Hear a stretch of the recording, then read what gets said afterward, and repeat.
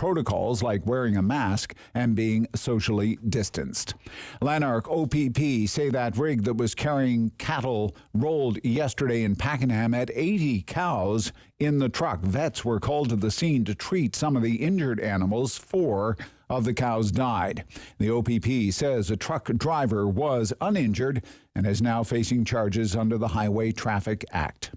City News Time, 9:31. I'm Andrew Boyle. For News Anytime, follow up online at ottawa.citynews.ca. Strong voice. Strong opinions. Rob Snow Show returns on Rogers TV and City News. 101.1 FM and 1310 AM. Professor Ian Lee is back, the poor professor from the Glebe Sprott School of Business, Carleton University. Good morning. Good morning, Rob. What do you think of the big telecom deal? I'm probably going to surprise you, Rob. Really. But I read everything on it. It did not shock me. Okay. The Rogers statement was very carefully articulated, as was the TELUS statement. And as I was reading... Shaw, not TELUS, Shaw. I'm sorry, Shaw. I'm sorry. As I was reading the two statements by the two CEOs, I had this flashback to the late Sergio Marchi, the brilliant Canadian-Italian CEO of Fiat Chrysler, and who tragically died far too young. Brilliant visionary. And about 5 years ago, before he became ill, he said, our company is too small to compete. And I thought, oh my God, this is an enormously huge company. And he unpacked that and explained it. And he actually was trying to arrange a merger with GM, and GM rebuffed it.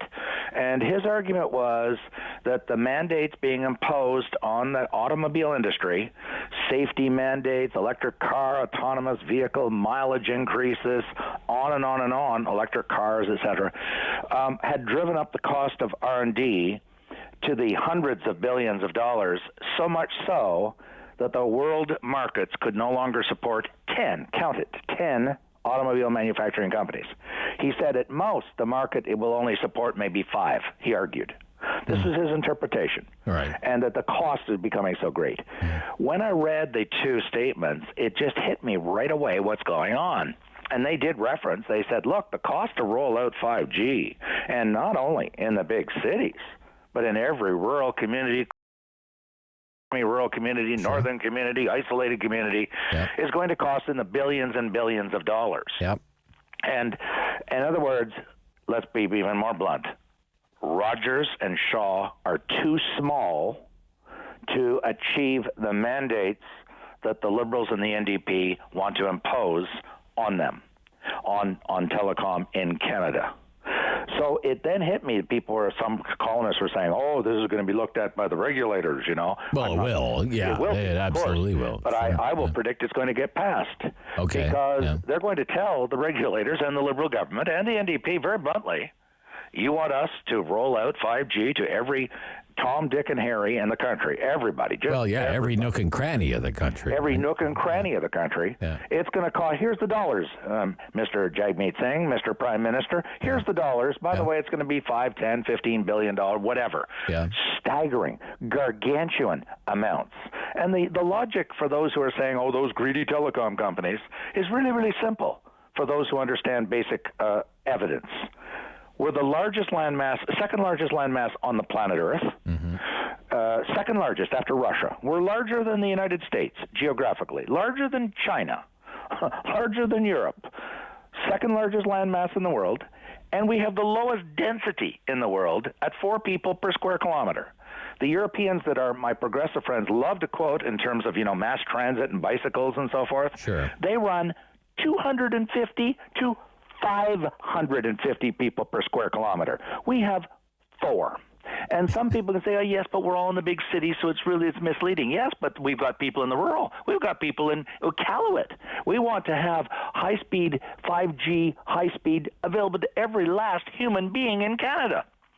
And so saying that, well, 80% of us are in the big cities, so it's not that bad, it misses the point that it's the tail, the 20% that aren't in the big cities, that are spread out all across rural Newfoundland and rural northern Ontario, et cetera. They're going to drive this cost through the roof and beyond, out to Mars. That's going to cost gargantuan amounts of money. And so once the lights go on, finally, with these leaders, they're going to realize if we want to achieve our progressive mandate, dream of this super connectivity to everybody everywhere in Canada. Yeah, and don't you think that's an admirable goal, though? Don't you think? Yes, sort of. Actually, not quite. Well, what do you mean, sort of? Well, let me explain. There's a... in medicine, they talk about this all the time. Yeah. We can't save everybody, so we triage. It's not well known to us, the lay people, but they triage all the time. Okay, I don't... You have a young person who is very sick and needs a lot of treatment versus a person who's 85 years old. They're going to put more resources into the 25 or the 35 or the 45-year-old. Sure. Okay, and, people can say, well, that's not right. Yeah, well, what does that have to do with the digital divide, though? What I'm trying to say is we have to... government is about making choices. Pierre Trudeau famously said back in 1969 or 70, to govern is to choose, he said, and he was right. This is one quote of his. I thought he was absolutely spot on. Okay. He said, governments cannot do everything, so they have to make choices. Right. Yeah. And so here's an example. Is that we really want to spend many, many, many, many billions more to deliver to maybe the last 1 or 2 or 3% of the population in the most rural parts of Canada. Why don't we just focus, which we're doing, by the way, and the companies are focusing, on the big cities, on the 10 or 20 or 30 largest cities, which is 80 to 85% of the population. So what, if you live in rural Saskatchewan, just too bad, so sad, No, I'm saying you would develop backup plans, and you're just not going to get the same speed. You'll still get good speed, but maybe you won't get the unbelievable speed of 5G. Maybe you'll only get the speed of 4G. Well, that's what we've all been living with. Well, then how can I expect to fully participate in Canadian society if I'm on the wrong side of it? We want to, here's the price. Okay. Now let's get down to brass tacks. Because where my criticism of the Liberals and the NDP is not that they have these aspirational goals. That is not what I'm criticizing. Right. What I am criticizing is their constant suggestion, and it's inferred or sometimes explicit, we can have it all, and it's free, and it doesn't cost any money. So what I'm trying to say to you and to everyone listening is I think this is going to go through. Okay. The merger is going to go through. Yeah, there may have to be divestments our or something. cell phone bills and telecom bills are going to go up. They're not going to stay flatline. Because it's going to cost billions and billions of dollars to roll this out. And where do you think the money is coming from? It's coming from every one of us. Now, we can say, that's great. I love paying cell phone bills. Well, people may be willing to pay if they can get 5G on their cell phone, on a brand new cell phone. It won't be. No. It won't just be the people in the rural paying the additional. I am saying every last customer in the country that has cell phone or phone or internet service is going to pay because these mandates that the government wants to impose on them, that's why they jumped the gun, basically. They knew these mandates were coming.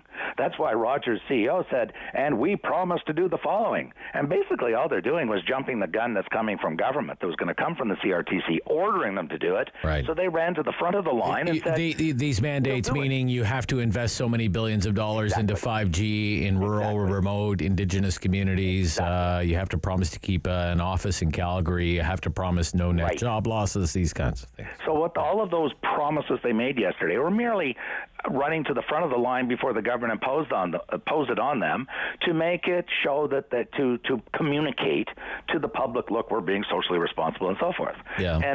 And so my point is simply this. I'm not saying we shouldn't do it. I'm saying let's go in do something very unusual in this country. Let's go in with our eyes wide open instead of eyes wide shut and cut out the propaganda, cut out the rhetoric of progressives. It's all wonderful. And it's not going to cost us any money. Yes, it is. Now, okay, maybe we should. Maybe we should pay another 20 or 30% more on our cell phone bills because of these mandates, because we believe they're the right thing to do. But anyone who thinks that there's a free lunch, as we're told over and over that there is wrong. Plain out, flat wrong. This merger will lead to higher costs, not because of the merger per se. The merger won't.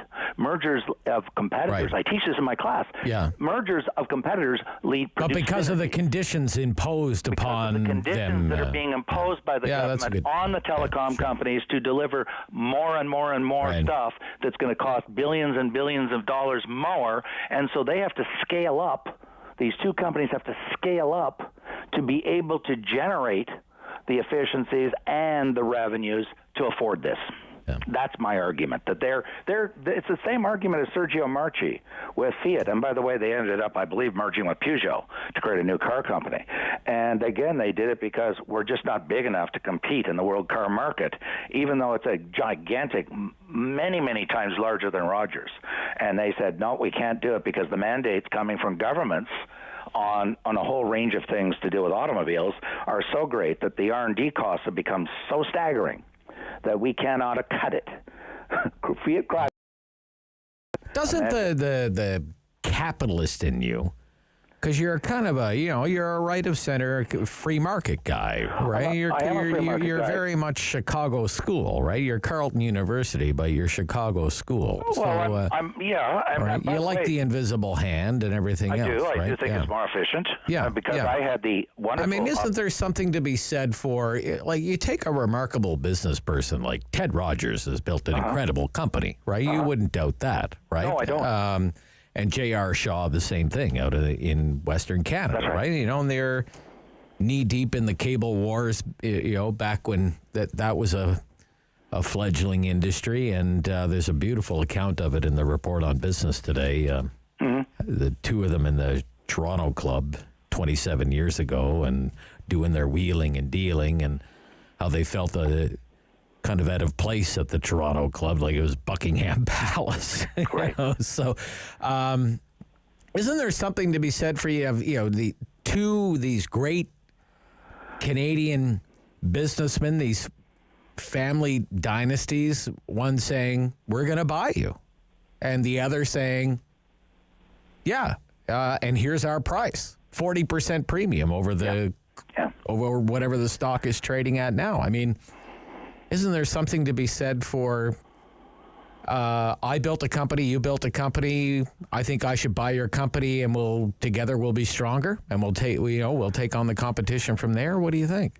Well, my interpretation is obviously different. I'm saying I believe, reading their press releases and following these companies as I do, that they saw the writing on the wall, right? And this is being driven They by need government. And I don't mean that the government told them to merge. The government is imposing mandates on them. Well, the government might not even let them merge unless, as you say, you meet YZ, right, all these conditions. So, I think the government, once they realize that they're behind closed doors, they may not acknowledge it publicly. They probably won't. They won't speak truth to power and acknowledge this. But once they realize behind closed doors, they literally don't have the resources separately to roll out these costs, to absorb these costs, to achieve these dreams of our politicians. You can tell from my comments and my suggestions to you, I think they're too rich. Sometimes you have to cut your cloth to fit your circumstances. I'm making a bit of a joke to make my point. I don't drive a BMW or an Audi or a Volvo or any luxury car because I could afford it if I was willing to go deep into debt. I just can't rationally justify it in my head because the benefit or the value isn't equal to the cost. And so you cut your cloth accordingly. We all do this every day. You don't eat filet mignon 7 days a week. Well, who can afford premium fuel in their BMW these days? So all I'm saying is I think we've gone a little bit overboard. There should be the greater good for the largest number of people, sure. Yeah. But that does not mean that I'll use a more down-to-earth example. We can't build a Heart Institute, which is world-class in Ottawa. We can't put one in every town and community across Canada. Well, this is what we talked about when what was the university that filed for creditor protection there. We have to make choices, but here we've said, no, we've got to have a university in every podunk town. It could be size of Sudbury, it could be smaller, it could be Nipissing, it could be Thunder Bay, and we don't like to make choices. We don't like to say, gee whiz, we just can't duplicate duplicate everything from the big cities, and my Children's Hospital Toronto, Children's Hospital Ottawa, world-class hospitals, the Heart Institute. We just can't build them in every city in the country. We just can't roll out and pay for world-class service when you're in the middle of nowhere. Well, yeah, but okay, world-class service is the internet connectivity in downtown Toronto going to be the same as it is in small-town northern Saskatchewan? No, but in some of these communities, Professor, you're not far removed from dial-up if you can get it at all, right? So I haven't done a survey. I certainly do go out to the rural, and that's not been my experience because I can tell you I'm not here to promote Bell. I do not consult to them. I'm simply a customer. Yeah, sure. Okay, and I had satellite, and satellite works just about everywhere in Canada, and I don't want someone to write me and tell me there's one location in Canada that doesn't work. It covers most of the population. Satellite what? Satellite TV, satellite. Oh, satellite TV, sure. Satellite internet. Yeah, People satellite don't realize. internet. I have if a you're satellite along internet. the St. Lawrence River, some of those communities don't have fibe yet, so they're getting satellite TV. I have friends in Prescott and around there, not in Prescott because fibe has come to Prescott, but it hasn't come to Cardinal, for example. Okay, so my point is, you make do, and so you say, well, okay, fibe is in downtown Toronto and Vancouver and Ottawa and Montreal. Okay, huge cities, with relatively huge, big populations, 1 million people, 2 million people, 5 million people, but you just cannot. You can if you're a politician of those parties I identified, but I think most reasonable people would say, look, we just can't duplicate and have a Heart Institute in every small, medium-sized town. We can't roll out, and you cannot expect the same internet service and speeds in a small town of 5,000 people as you can in a city of 8 million in Toronto. Let's wrap this up because we'll wrap this up because we're a little over time and I want to talk on the other side. But you're saying you think it'll go through. Yes. But it's going to have a lot of strings attached, and it's the strings that, if anything, are going to drive up bills. Don't blame the companies, blame the government for exactly what I'm saying. Yeah, that's probably a good point. Politicians will blame these two companies. Yeah. Don't get conned by the scam from our leaders. Okay. The price will be going up because of the decisions of our leaders. Okay. 9:48. Be right back with the professor.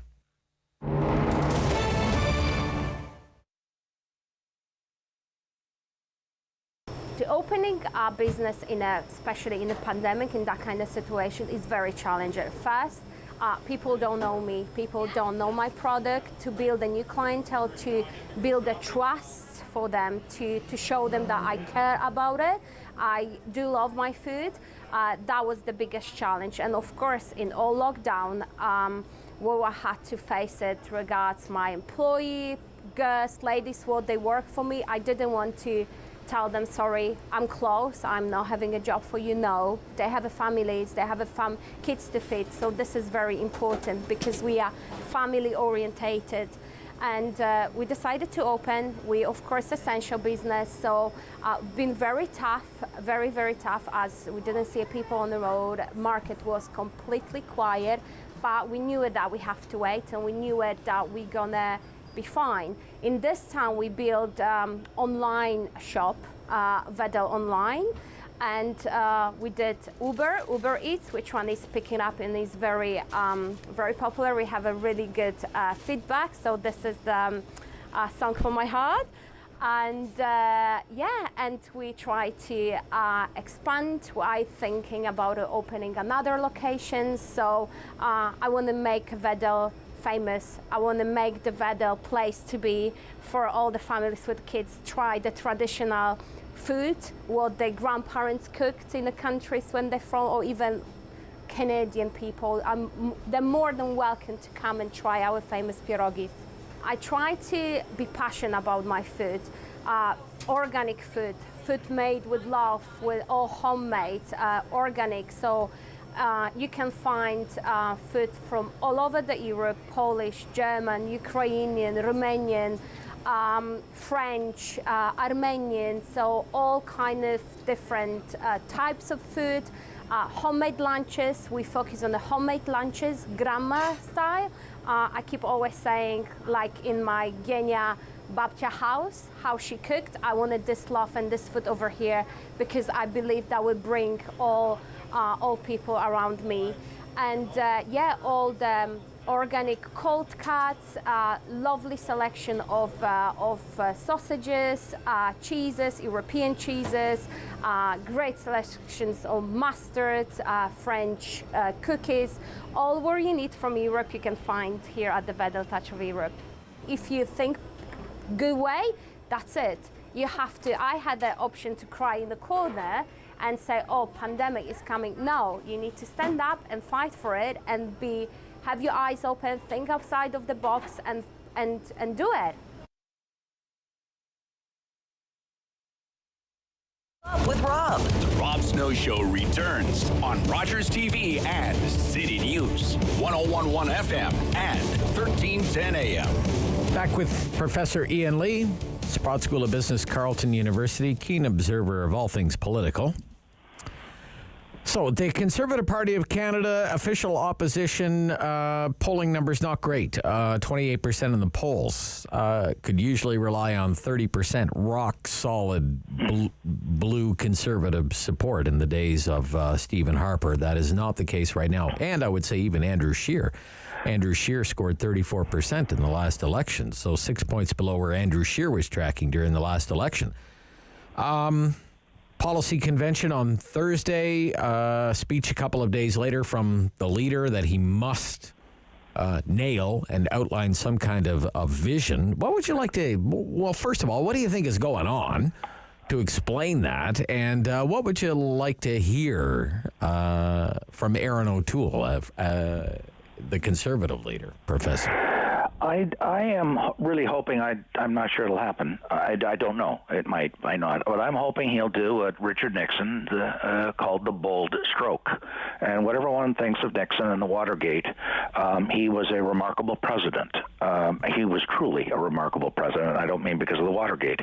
He was the one who, after 70 or 60 years, where the U.S. pretended that the largest country in the world, population country in the world, China, didn't exist, he was the one that, as a hard-line, virulent anti-communist, opened up China, developed relations with China. He took the U.S. off the gold standard. He did a lot of, and he even said, and he was very influenced by Charles de Gaulle, who talked about this as a leader, about the need for leaders must be decisive and make bold strokes. And Lincoln, I've been watching the Lincoln series on CNN, and Lincoln was a perfect example of that, the Emancipation Proclamation and so forth. Being a milk with toast, which is what he has been so far, Mr. O'Toole, is not going to get you anywhere. Okay. And yes, you alienate some people when you do the bold stroke. And I'm not talking radical stuff about we're going to overthrow the market economy or something. How about saying, look, we're sort of along the line of what you and I have been talking about over these many weeks, We can't do everything. We have to make tough choices. We can't fund everything. We can't pass on a burden and print these gigantic amounts. Yes, we're going to have to do some austerity. Yes, we're going to have to cut some programs after the next election. We cannot carry a gargantuan debt like this, and we're going to have to make very tough choices about, and then spell out what you think are those choices. If it's health care, fine. Then say we're going to target and highlight health care funding and cut spending elsewhere, and we're going to foster and focus on growth and innovation, and growth agenda. Something along that line. Okay. What he's doing now is not working. First off, people don't even know what he stands for or what the party stands for. Okay. And so he's got to do something, and he's got to get past these social conservatives. I have friends who are social conservatives. I think they're wrong. I think that they're living in the past, because we're not going back. We are not going back. We're not going to recriminalize gay people. We're not going to recriminalize abortion. Yeah. So, you can say that you believe this very passionately as a moral issue. Good for you. Go to church. Pray a lot. I'm not being sarcastic. I'm being serious. Yeah. But it's finished from the political realm. And he should say something along that line. This is not going to happen. I respect them. I love them. It's not going to come back. We are not going to roll back the clock on these. We're not going to relitigate these social issues again. We're not going to relitigate them. Yeah. Period. Full stop. Full stop. End of story. Yeah. Not going to talk about it anymore. Okay. Just saying we're not the liberals it's not enough. Not enough. So, yeah. Okay. Yeah. Let me ask you this. We have a couple of minutes left here. There's a poll out today. More than half of Canadians would ditch the monarchy. Now, you're a dual citizen, right? You have a UK citizenship, right? Yeah, I am. Do you feel an attachment to Her Majesty? Somewhat. I mean, mine is more intellectual, and I mean by that, it's not that I sit around saying... It's not emotional, Professor? No, it's not emotional. Okay. It's not. I've studied, because I've been so fascinated by British history, and I'm talking going all the way back to the Magna Carta, when the Europeans were barbarians. Let's be very clear. The Europeans throughout, the 12th, 13th, 14th, 15th, 16th, 17th century, they were barbarians. And here was this incredibly civilized country, England became the UK, and they invented the rule of law. They invented the modern public education system. They invented democracy. Let's not talk about the Greeks when they only 500 people could vote 2,500 years ago. The British invented modern democracy, and all of the things we take for granted now, property rights, rule of law, public education, and so forth. And so I've really been fascinated. I believe that the monarchy was a co-partner with the parliamentarians as they gradually relinquish power. So I think that that's important. One more quick point before we run out of time, Rob. When people say let's ditch the monarchy, let's be clear what we are saying, everybody. And what we're saying is that the Liberals have been in power for roughly three quarters of the time of the history of our country. So what we're going to do is have the Liberal Prime Minister of the day appoint a Liberal hack as our Governor General. How can you argue? How can any person argue that this is progress and a superior outcome? Would you be placated if it was a conservative hack? No, not at all. No, not at all. In fact, I'd rather have this sort of remote person, disembodied, who's a symbol, because the monarchy is merely a symbol. Yeah. And every country... But it does give the country continuity. A certain it does. Right? And remember, every country has a head of state and a head of government. And the head of state is the Governor General or the Crown in Canada, and the head of government is the Prime Minister. Yeah. And only the States is the only big country I'm aware of that brought the two together. The President of the States of the U.S. is both head of state, head of government. And I don't like that model. I like the Canadian model, having it separate. It's not Canadian, but keep the two separate. And let's not have hacks, former hack politicians, Governor General doing the bid and beckonings and pull. Long may she reign. Long may she reign. Long may she reign. All right. Thank you, Professor. Always good. Always provocative. Thank you very much for this week. We'll talk to you soon. Bye-bye. Thanks. Professor Ian Lee, Sprott School of Business at Carleton University. Talkback Hour is coming up next here on the Rob Snow Show. Did you book a vaccine appointment yesterday? How did that go? Give me a call, 750-1310 here on City News.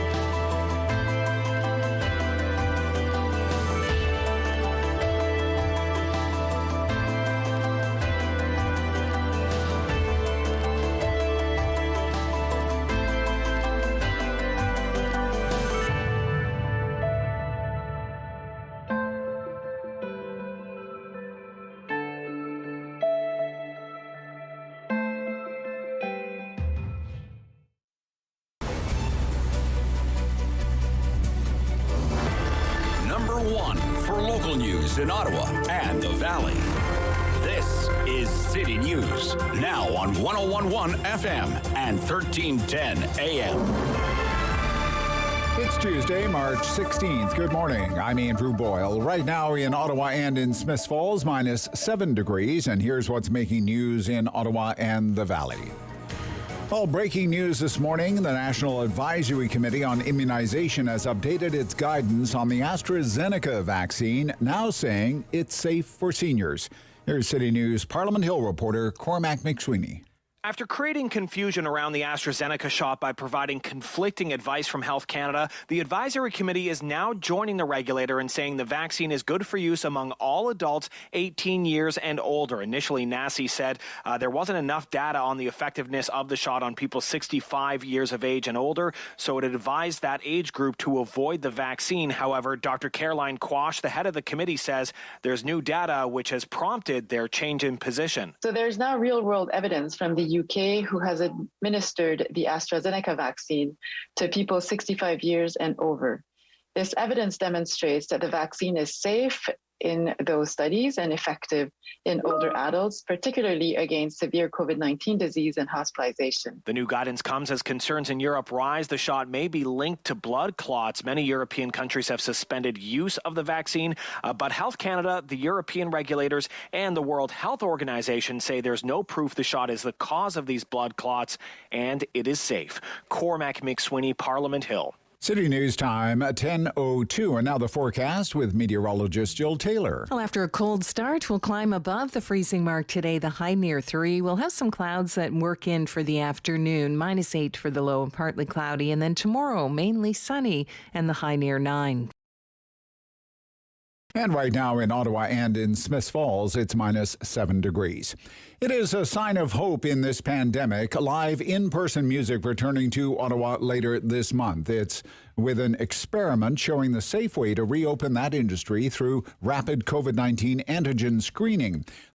Back is the event. It's live at Lansdowne Park, featuring music of commotions and marking the first of its kind for our country post-pandemic. City News reporter Alex Gouge joins us with what you need to know. Marking the first of its kind in Canada, the concert is being put on by the Ontario Festival Industry Taskforce in conjunction with partners such as the National Arts Centre and Ottawa Festivals Network. That task force is chaired by Bluesfest Executive Director Mark Monahan. Concert goers must get screened before the show, and that can be done through participating Shoppers Drug Marts 48 hours before showtime. Monahan tells the Rob Snow Show what this concert will look to demonstrate. We're exploring this possibility so that, in the summer or fall, people maybe could go to an event either by virtue of having a vaccine or doing a rapid test. He adds Bluesfest this year is also still a possibility for the time being. You can head over to ottawa.citynews.ca for more information on the long road back and how to buy tickets. Alex Gouge, City News. City News Time, 10:04. 4 cows died in a transport truck rollover yesterday in Pakenham. OPP called to the crash scene near Bar Side Road and 12 Concession. Vets were called to the scene to treat some of the 80 cows that were being transported. Lanark OPP said this morning 4 of those cows died. The 59-year-old driver of the rig was uninjured and is now charged under the Highway Traffic Act. 53% of Canadians surveyed believe the British monarchy is a relic that no longer has a place in this country. Pollster Christian Bork says that number is higher than a similar poll just conducted before Prince Harry and Meghan's explosive interview with Oprah Winfrey. And still with the royal family, Prince Philip has left hospital after his month-long stay and is now back at Windsor Castle. I'm Andrew Boyle. For News Anytime, follow up online at ottawa.citynews.ca. It's time to talk back. On the Rob Snow Show. Have your say and call now. 613-750-1310. Did you book an appointment using the Ontario government's online booking tool that launched yesterday? Did you try and fail? How did it go? Did you get the error message? Any problems to report? How long was the wait? Was it an hour or two? Was it an hour or 2, 3, 4, 5? How long until the second dose? Is it automatically 4 months? It seemed from Most of the calls that we took yesterday was an automatic, and 4 months later you'll schedule your appointment for the second dose. And how do you feel about waiting all that time for that second dose? The portal launched yesterday. It was not flawless, but the government is touting it as a success, and I would like to know if you managed to score an appointment yesterday. Is that how you view things? 750-1310 is our call-in line, 750-1310, 750-1310, or you can drop me an email at the Rob Snow Show at ottawa.citynews.ca. So in addition to that, gut feelings on the AstraZeneca vaccine, ladies and gentlemen. This is just, it's an upsetting turn of events. To me, this is a vaccine that has showed so much promise. And it seems as each day passes, the number of countries not using this vaccine at all, just suspending the use of this vaccine entirely, that list of countries just keeps on growing. I think the science that those countries are using to make these decisions about blood clots, I don't know how much faith I put in that. I think it could be flawed, but whatever. It's about, it's got to be up to about two dozen countries now. It's like 24 countries now that have suspended the use of this vaccine. I believe Sweden is the latest one. And now, as you heard in our newscast, we have NACI, which is the Advisory Group on Immunizations, National Advisory Council on Immunizations in this country, leaked to the media last night, confirmed by the media this morning. It says AstraZeneca is okay now if you're over the age of 65. So this is a monumental reversal here, because just a few weeks ago, what was it saying? Oh, exactly the opposite, citing a lack of data. And now here we are just a few weeks later, and what was not preferred for 65 and older is now getting the all clear for 65 and older. So, look, I'm just asking, how would you feel? Especially if you're 65 years of age and older, but not just for people 65 years of age and older. How would you feel? You're in the line, you're at the clinic or at your doctor's office or eventually wherever you're going to get this vaccine, community center, hockey arena, whatever the case might be. And you happen to ask the healthcare worker, hey, what shot are you giving me? And they say AstraZeneca. Are you okay with that? I'd be fine with it. I'm not fussy. But I'm just going to ask you, just given how this has become the dose that's in the news, the shot that's in the news, and the local situation here, I think we have to have a serious discussion about what could be ahead for Ottawa. I mean, we had it with Mark Monahan. The fact is, we're this close to going back into the red zone, ladies and gentlemen. Doug Ford and his health officials, they talk about, we're going to slam on the emergency brake. We won't hesitate. They already did it in Sudbury. They did it in Sudbury last week. Slammed on the emergency brake. They were in the orange zone. They're back into the red zone. Well, we're this close to going back into the red zone. And some of the things that you're allowed to do now, you're not allowed to do in the red zone, like have a music concert. When you look at the metrics or the benchmarks, by rights, we should probably be in the red zone today. Based on things like, the R number, the reproductive rate, the infection rates, the case counts, we should probably be in the red zone and not in the orange zone. But if we're put into the more restrictive red zone, what would be your reaction to that? Would you be okay with that? Or should we, at this point in time, in the middle of March of 2021, more than a year into this, there must be a few here must be thinking, let's just ride this out, okay? Let's just stick with the way things are now. We're still locked down pretty tight. We're not back to normal. People are getting vaccinated. Let's ride it out. So what do you think? More restrictions or ride it out? We have people who would certainly like to see more restrictions. And yet you have others who are saying, let's just ride it out. So there are any number of topics there, and I'd love to hear from you in this hour of our program because it's your hour. Doris, good morning, Doris. Yes, I'm a first-time caller, Well, Rob. I appreciate that, Doris. Yeah, What took you so long? Where have you been? Well, I'm a bit nervous about that's it, actually. okay. That's okay. So you used this online system yesterday? Yes, I did. And how did that go?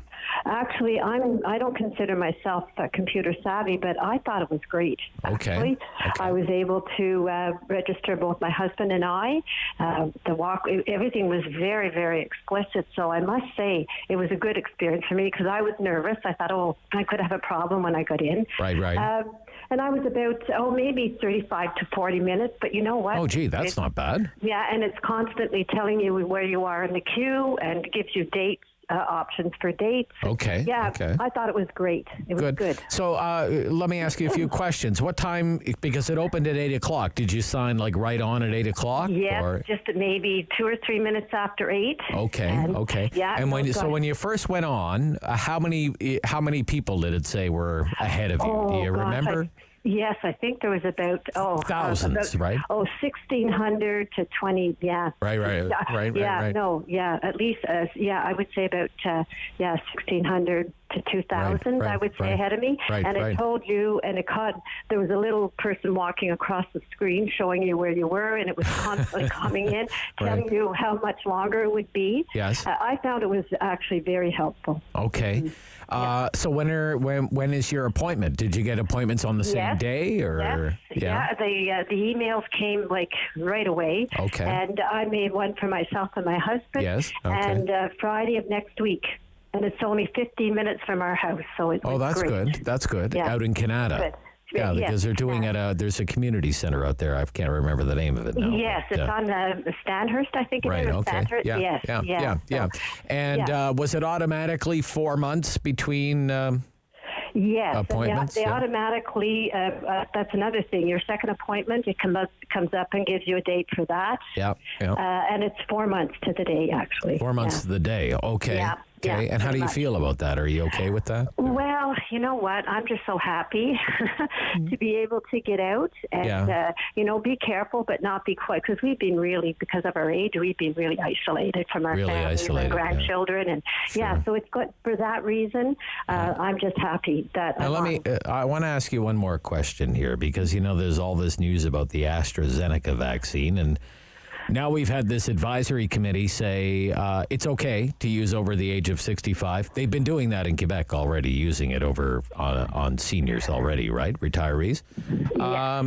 Doris, they say, Doris, you ask, what dose are you giving me? And they say AstraZeneca. Are you going to say, it doesn't really matter, give that to me anyway? Or? Well, I'd be a little bit concerned because of my age, and I have some, underlying conditions that puts me more at risk. Okay. So for that reason, I would be concerned. But you know what? I kind of feel bad because for younger people, I think, something is better than nothing, really. All right. Yeah. Well, look, thank you for calling today. I'm glad it worked out for you yesterday. Thank you. So there you go. Doris and her husband, both appointments week from Friday, and then the second dose 4 months later. The whole process online took about 40 minutes. Sounds like they had it pretty good. 750-1310, 750-1310. Carol in Ottawa. Good morning, Carol. Good morning. Morning, Carol. So did you try this portal yesterday? My family member did it for me, and they were so frustrated by when they did get through, it was very, very easy, but it kept, they would get to the point where you have to press continue, and it would shut them out. Oh, I see. Okay. But, with an error message? They got an error message kind of thing? No, they would just be shut out. They'd be gone. Kick them out. Oh, I see. Okay. Off, yeah. Right, okay. But I got both my first and my second shot booked. The first one is on for the end of this month, and the next one is July. July, it's July, yeah. But, and how do you feel about that, Carol, waiting for a month? Definitely, I'm really pleased because I am compromised, and my family member is compromised, so, yeah. How long? How many hours did you spend doing that yesterday to try and? Was it an all-day affair kind of thing, or? Let's put it this way. I spent up until noon hour where I had to go for an appointment. Yes. But a family member took over, and they finally did it at 4 o'clock in the afternoon. So it was an all-day affair. You did it in shifts. You had shift work going on. yeah, we did. Yeah. Okay. All right. So, Carol, if they say we're going to give you the AstraZeneca vaccine, no way. Oh, no way. No way. No way. No, okay. I would take the Pfizer or the Moderna, but you wouldn't take that one. No, I'm too much compromised. And my family member is also compromised. So, yeah. Okay. What if they say it's the only one that you can get? I'd have to rethink that one, wouldn't I? Yeah. Well, if push came to shove and I needed a vaccination, well, then I would definitely, but it would be my last choice. It would be your last choice. Okay. All right. All right, Carol. Thank you for calling. And I'm a long-time listener. Well, I appreciate that. Happy that. Have you ever called me before? Have you ever called me Never. before? Never. Okay. Two first-time callers today. I love it. Yeah. Thank you, Carol. No, you're more than welcome. Thank you. We'll talk soon. Good luck with everything. Yeah. So there you go. She did manage to get an appointment, but it took her quite some time using the online portal. 750-1310. We'll be right back with your calls, talking vaccines and vaccine appointments and dosage intervals and the AstraZeneca vaccine headlines here on the Talkback Hour on City News.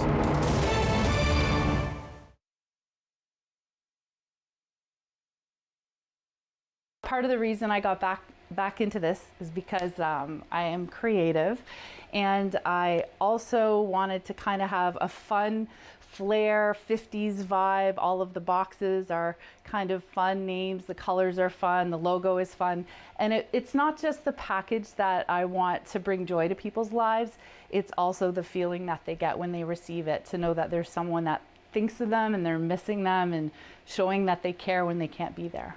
The smallest of the subscription boxes is the red box, the classical box. So you would get 5 to 7 items from the variety of categories. Those do change quarterly.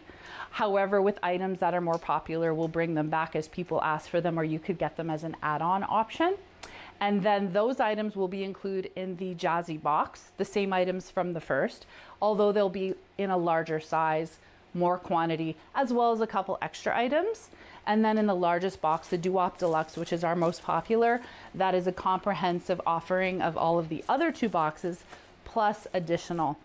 So for example, if you were to get a certain item in the smallest of the boxes, that item would still be offered in the large, but in a bigger size. So you're getting everything bigger, plus an extra few items. The first thing is I look for Canadian suppliers and manufacturers. That is something I'm very proud of. I make sure that the products are safe, that they fit into the packages that we offer, obviously. They have to be the proper size and weight.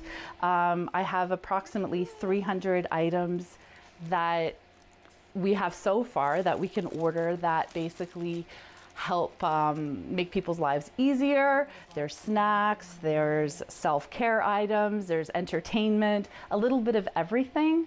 And basically I try it and test it, and if it's duly approved, then I include it in our packages.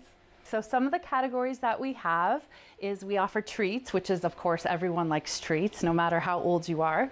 So we have things like nuts, chocolates, different types of snacks, maybe a handmade piece of jewelry. We also include pieces of jewelry as well, occasionally. We also have our Pamper Items. So your Pamper Items would include things like your bath soaks, your specialty lotions, things like that. 2 other categories we offer are leisure. Leisure would include things such as puzzles, adult coloring books, paint by numbers, crosswords, word find, Sudoku, if that's how you say it. And we also have items for self-care and health. So masks, sanitizers, sanitizing wipes, they're all natural, non-drying, made with natural ingredients. So they're very good for everyone, especially in this time that we're dealing with. The phone lines are open at 613-750-1310. Now, the Rob Snow Show continues. The vaccine booking system brought to you by Doug Ford Government. How did that go yesterday? First 8 people in their 80s, or if they turn 80 this year, could book a vaccine appointment online, get in line, and then get in line again 4 months later. How did it go?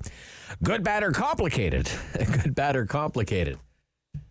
As they say all the time about my show, we talk about things that are good, bad, and complicated. Helen. Good morning. In Westboro. Good morning, Helen. Good morning. So, yesterday you called and you were getting the error message. Yes, my form has been tampered with. Form has been tampered with. That's right. Did it finally work out for you? Doing it online, so I called, and I was okay. It took me a little over 2 hours to get through.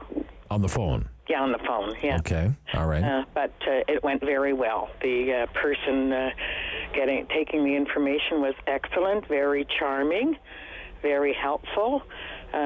There were a bit of delays for them to load in the information, but it went well. It went very well. That's good. That's good. So you just gave up on the computer thing, I more did. or less, right? Okay, but, okay. Since I hear they fixed it, I'll try booking my sister on the computer. Right. Yeah. And if not, she can do the phone. She's as good on the phone as I am, as you know. Yes, she's lovely. Dolores is lovely on the phone. That's right. Yeah.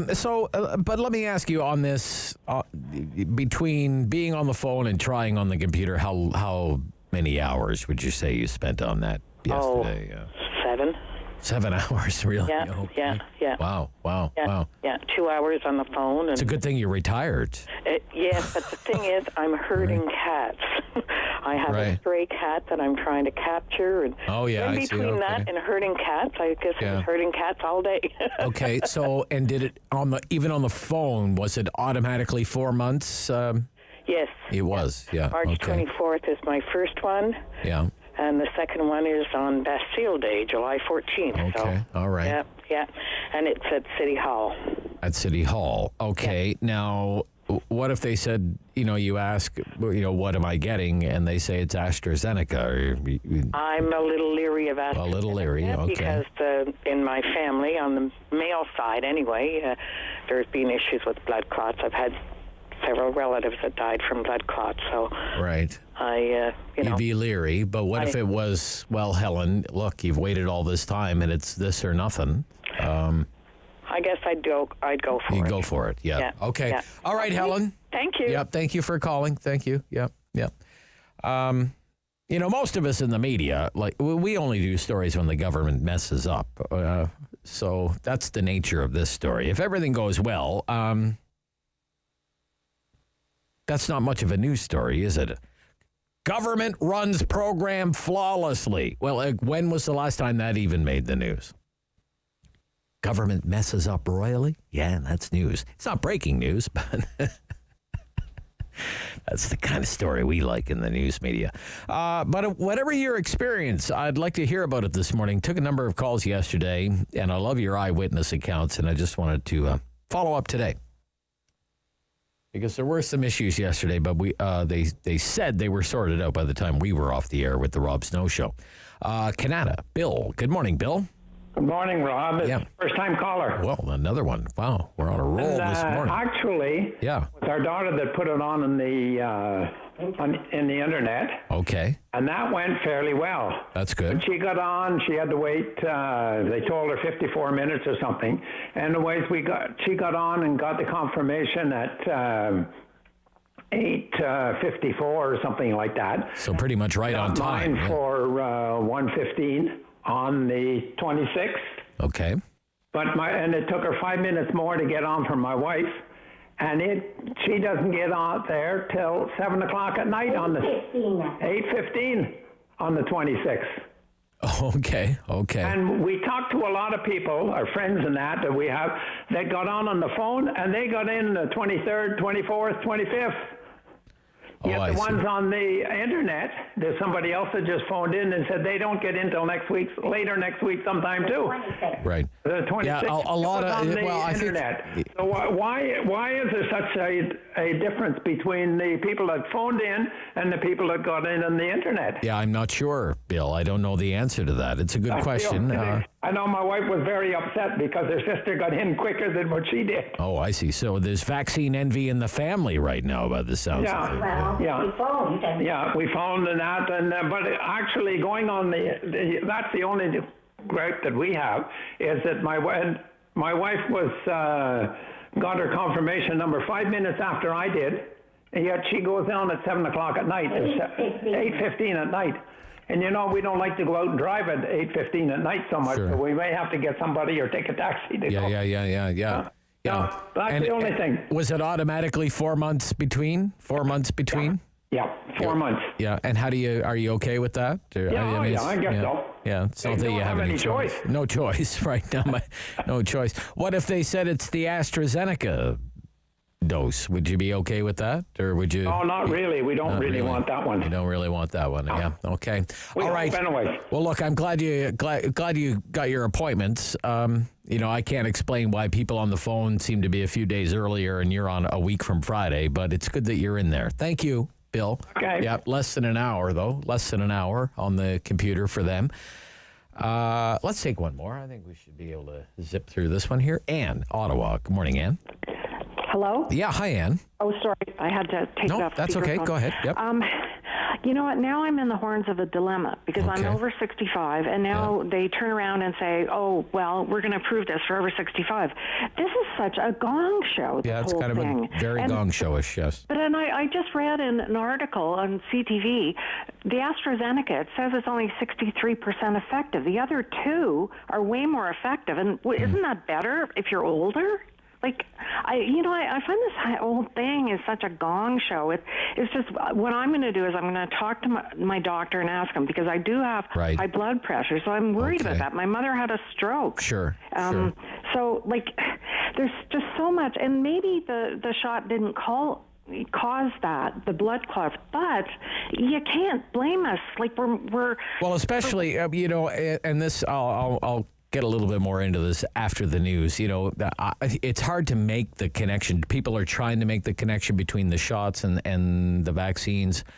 The thing that really erodes confidence is when you have organizations like this, NACI, saying one thing and then a few weeks later saying something that's totally the opposite. Exactly. It's like the mask. It's like masks all over again, right? Masks don't work. No, wear a mask. Oh, wear two masks. Never take your mask off again. When you're my age, the effectiveness rate matters.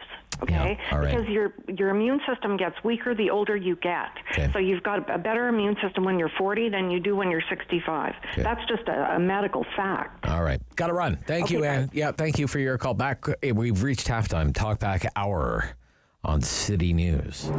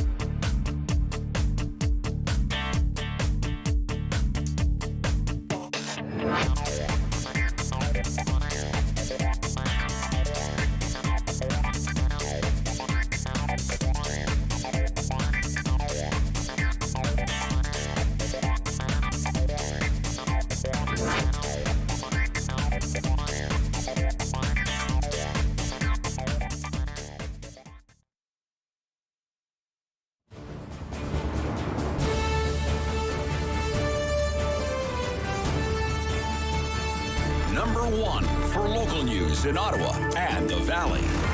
This is City News, now on 101.1 FM and 1310 AM. It's Tuesday, March 16th. Good morning. I'm Andrew Boyle. Right now in Ottawa, -5 degrees. In Smiths Falls, it's -4. Here's what's making news this hour. It is an experiment. March 27th at Lansdowne, 100 people at an outdoor concert featuring one group.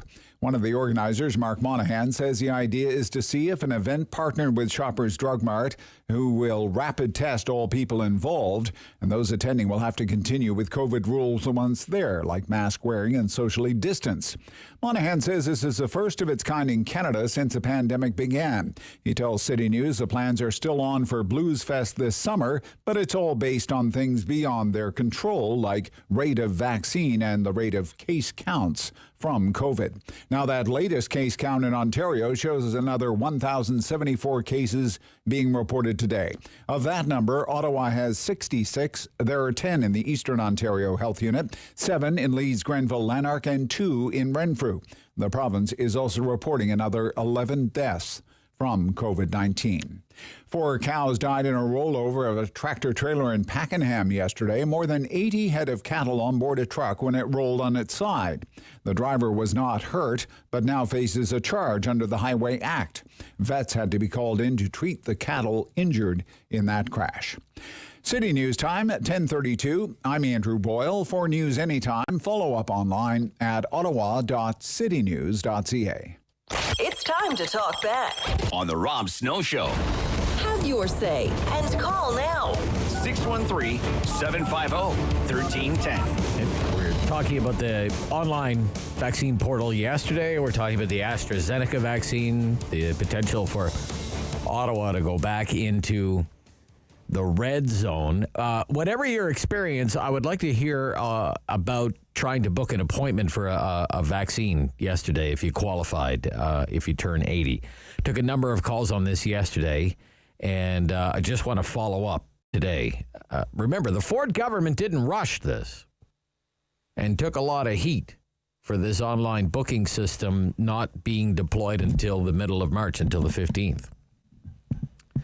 Didn't want the system to crash, Premier Ford said. Wanted to make sure it could handle what was sure to be a rush of people looking to book appointments. And certainly that was the case yesterday.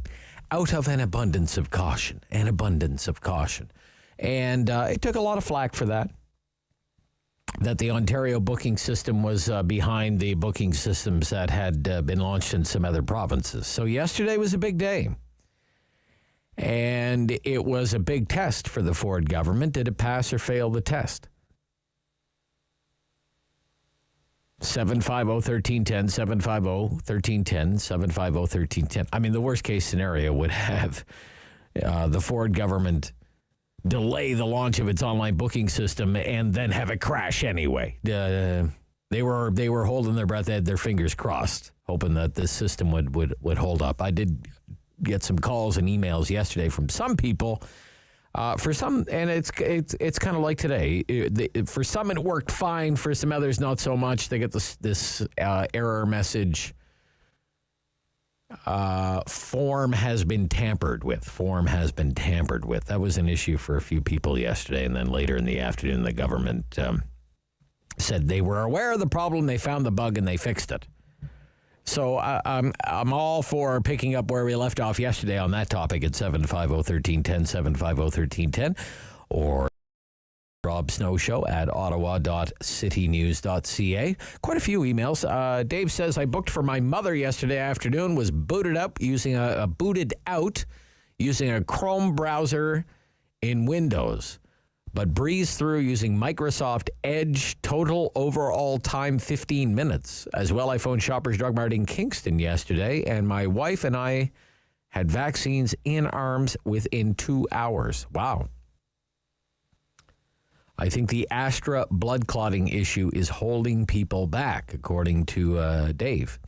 MK writes, I would take AstraZeneca, but I would take AstraZeneca, but I can't blame others who would refuse given what's going on in the news now. When you see so many countries deciding it's not safe to use and then NACI flip-flopping, plus saying it's okay to stretch doses. Why would people feel comfortable? Like I said, I would take it, the AstraZeneca vaccine, but I can see why many would not. Rob writes, good morning. My wife went online for her mother yesterday, 8:01 a.m. Confirmation by 8:16. Appointment is for tomorrow. Seems early in the morning. Went well. And Chris writes, Chris has family in Regina. And he emailed me a few days ago and said that his parents, aged 87 and 91, they've already been vaccinated. They were vaccinated a week ago in Regina. And now his wife's parents, who are both 70, are going to be vaccinated Monday of next week. So at least in Regina, they would appear to be ahead of us. Michelle, Ottawa South. Good morning, Michelle. Good morning, Rob. Because of your programming last January and February 2020, before the COVID, there was a measles outbreak. And because of your programming, I said, you know what, I'm going to go in and I'm going to get checked. And so I topped up my MMR and I took the pneumonia one, and then I also have the shingles one. Okay. And so I'm definitely not against vaccines of any shape or form. Yeah. But I really think that there's some kind of a warning to be paid attention to. And I really think there's a real political bias here for this government to have as many people vaccinated so they can go into an election. And I think that these coal mine canary people that are presenting with these blood clots are a sign that maybe we should have, and you read my mind, whatever happened to the abundance of caution? How about we just put it on a real stop right now and see? The other thing is, I have a friend who native. They were vaccinated at St. Laurent place, and they were told that they were given AstraZeneca. If it turns out that that these people have some long-term effects and now start developing blood clots and other symptoms that we're not aware of but can be linked back to that, are we not back in that same situation again where we're using our native people as guinea pigs? I really question why are we doing this? Is it because they're going to expire and we spent all this money? You know, are we taking friendly fire here just because the benefit will outweigh the few that might fall to it? And I have to tell you, out of what's been happening lately, with every institution, it seems like everything is so corrupt. Who can you trust? And all that BS last year from the World Health Organization, like we're too stupid to know how to cover our own face. Had they just told us, cover your face and let's see out of an abundance of common sense, just try it for a while and see, it might protect you. Okay. So let me ask you, if let's say that day comes for you, Michelle, and it's time for you to get your dose, and if it's AstraZeneca, you're going to say no? Rob, and then they say, well, look, Michelle, it's AstraZeneca or nothing. Are you going to say nothing? Or? Well, but when that day comes for me, there'll be a few more people to fall in front of me. So I have the advantage of numbers ahead of me. So those people are going to step up and take the chance. Okay. But if I'm going tomorrow, I'm going to say, I don't think so. Not today. Sorry. Listen. Yeah. We took my mother-in-law to the Ottawa clinic, 93 years old, Saturday. She was given Moderna. She had no side effects. She's so happy. She's sure. It's a whole new world for her. And, everything I read about and see is that if I have a choice, I want the Moderna. I can understand that, Michelle. So that was at the Sportsplex? You went to the Sportsplex, did you? Or? In Sportsplex. And how did that go? Was it okay? Or? Well, it was fantastic. The hardest part was the booking online, and I started at 7:26 last Wednesday, and then I made 55 more calls before I actually got into the queue.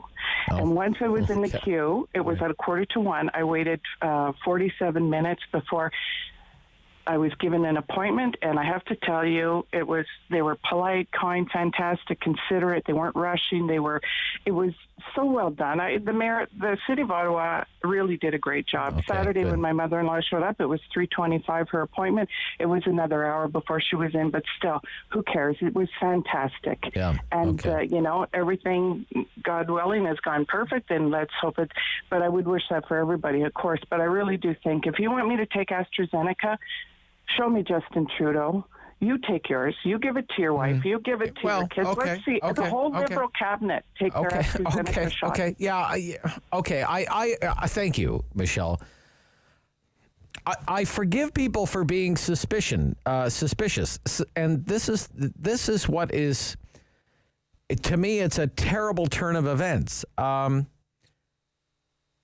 What is going on with the AstraZeneca vaccine? Am I surprised to take a call like that this morning? Suspicion is everywhere now. Okay? Are you surprised? I'm not surprised. You have a list of countries that have stopped using it altogether over these. I don't think they're rooted in sound science. I'm just going to say that. The potential for blood clots, the country list goes longer by the day. And I mean, it includes a lot of first world countries, peer countries of Canada, Sweden, Germany, France, Italy, Spain, Portugal. You have NACI, National Advisory Committee on Immunization. 1 week it's saying don't use it in people over 65. There's not enough data. Barely a few weeks later, it's saying exactly the opposite. Everything's fine. Then you have a 4-month dosing interval. A lot of Canadians can be excused for thinking, I guess this is what happens when there's not enough vaccine. This is a terrible turn here. And when it comes just on the numbers, okay? And I get the abundance of caution thing. When it comes to the whole issue of blood clots and suspending the use of this shot because of blood clots, the science is just not well-founded, okay? In Europe, for example, there have been 5 million doses of this vaccine administered across the EU. 5 million. There have been 30 cases of DVT, deep vein thrombosis. 30 cases, 5 million doses, 5 million doses. That is 0.0006% of the doses administered, 30. But did the shot cause the clot? Nobody can say for sure. Clots happen all the time. Clots in COVID are more common. Would blood clots have occurred anyway in these people? What do we know about these 30 people out of the 5 million doses? What do we know about these people at all? What are their medical histories? Did they have health conditions that would have made them prone to clotting in the first place? Had they had a blood clot before? Who knows? Nobody knows anything about any of these people. A clot happens to one person per 1,000 people in the population every year. Here we're talking 30 out of 5 million. Out of an abundance of caution, I would guess so. And out of an abundance of caution, we have this list of countries suspending the use of the vaccine altogether, but not here. And scientifically, it may be the right decision to make, but it comes right after the decision on dosing intervals, which came after the failed launch of the vaccine rollout because of the failed supply chain for vaccines. So it's only natural, I think, for people to conclude, looky here, we have a government who's pulling out all the stops, trying to make up for lost time. Who knows, maybe even willing to cut corners to make that happen. That's what I'm hearing from some of our callers this morning. Vaccine rollouts that fail and election speculation don't mix very well, do they? It is far from ideal. We have already had public opinion research that shows Canadian voters are not impressed with Trudeau's handling of vaccine procurement. They give him poor marks on that. They tell pollsters they are angry about it. Not frustrated, downright angry. So now you have this dangerous situation from a public health point of view at a time when we're desperate to get shots into arms so we can reopen our economy, resume our normal lives. You see frustration and anger now turn into suspicion. Suspicion that there are what? Political motives behind these decisions. To use this vaccine at all, to use it in people over 65, and to wait 112 days between doses. It's an awful tragedy. 10:45 Rob Snow Show, City News.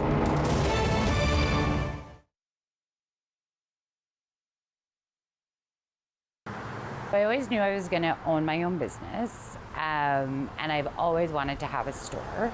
And I sort of figured when the right concept came together at the right time, I would move forward with that plan. And so through doing some environmental initiatives in the restaurant group that I was with prior to opening this store, it just triggered my path towards being more environmentally conscientious and wanting to make more of a difference, and hopefully encouraging, inspiring other people to want to do the same, at which point the idea for All Eco was born. I have some really fun products. I have a really wide spectrum of products. So the things we look for in terms of qualifying products are sustainably made, upcycled, recycled, zero waste, all natural, no harmful chemicals to like the environment or to our bodies. We have like fun stuff, so like really clean burning candles, lots of really natural body care and skin care. I put a real emphasis on Canadian products. I really try to support up and comers, and I always source Canada first. The refill bar is really important to me. It's really huge. I think that's been exciting as well, because I thought it was going to be a real process in convincing people that this is a better way to go. And actually it was just like right away there was a built-in affinity towards doing refill, which has been great. We closed, I think, probably we were closed down by before the second week of March. Just didn't feel we could comfortably or confidently stay open, even though I do sell essential products, like in terms of the cleaning.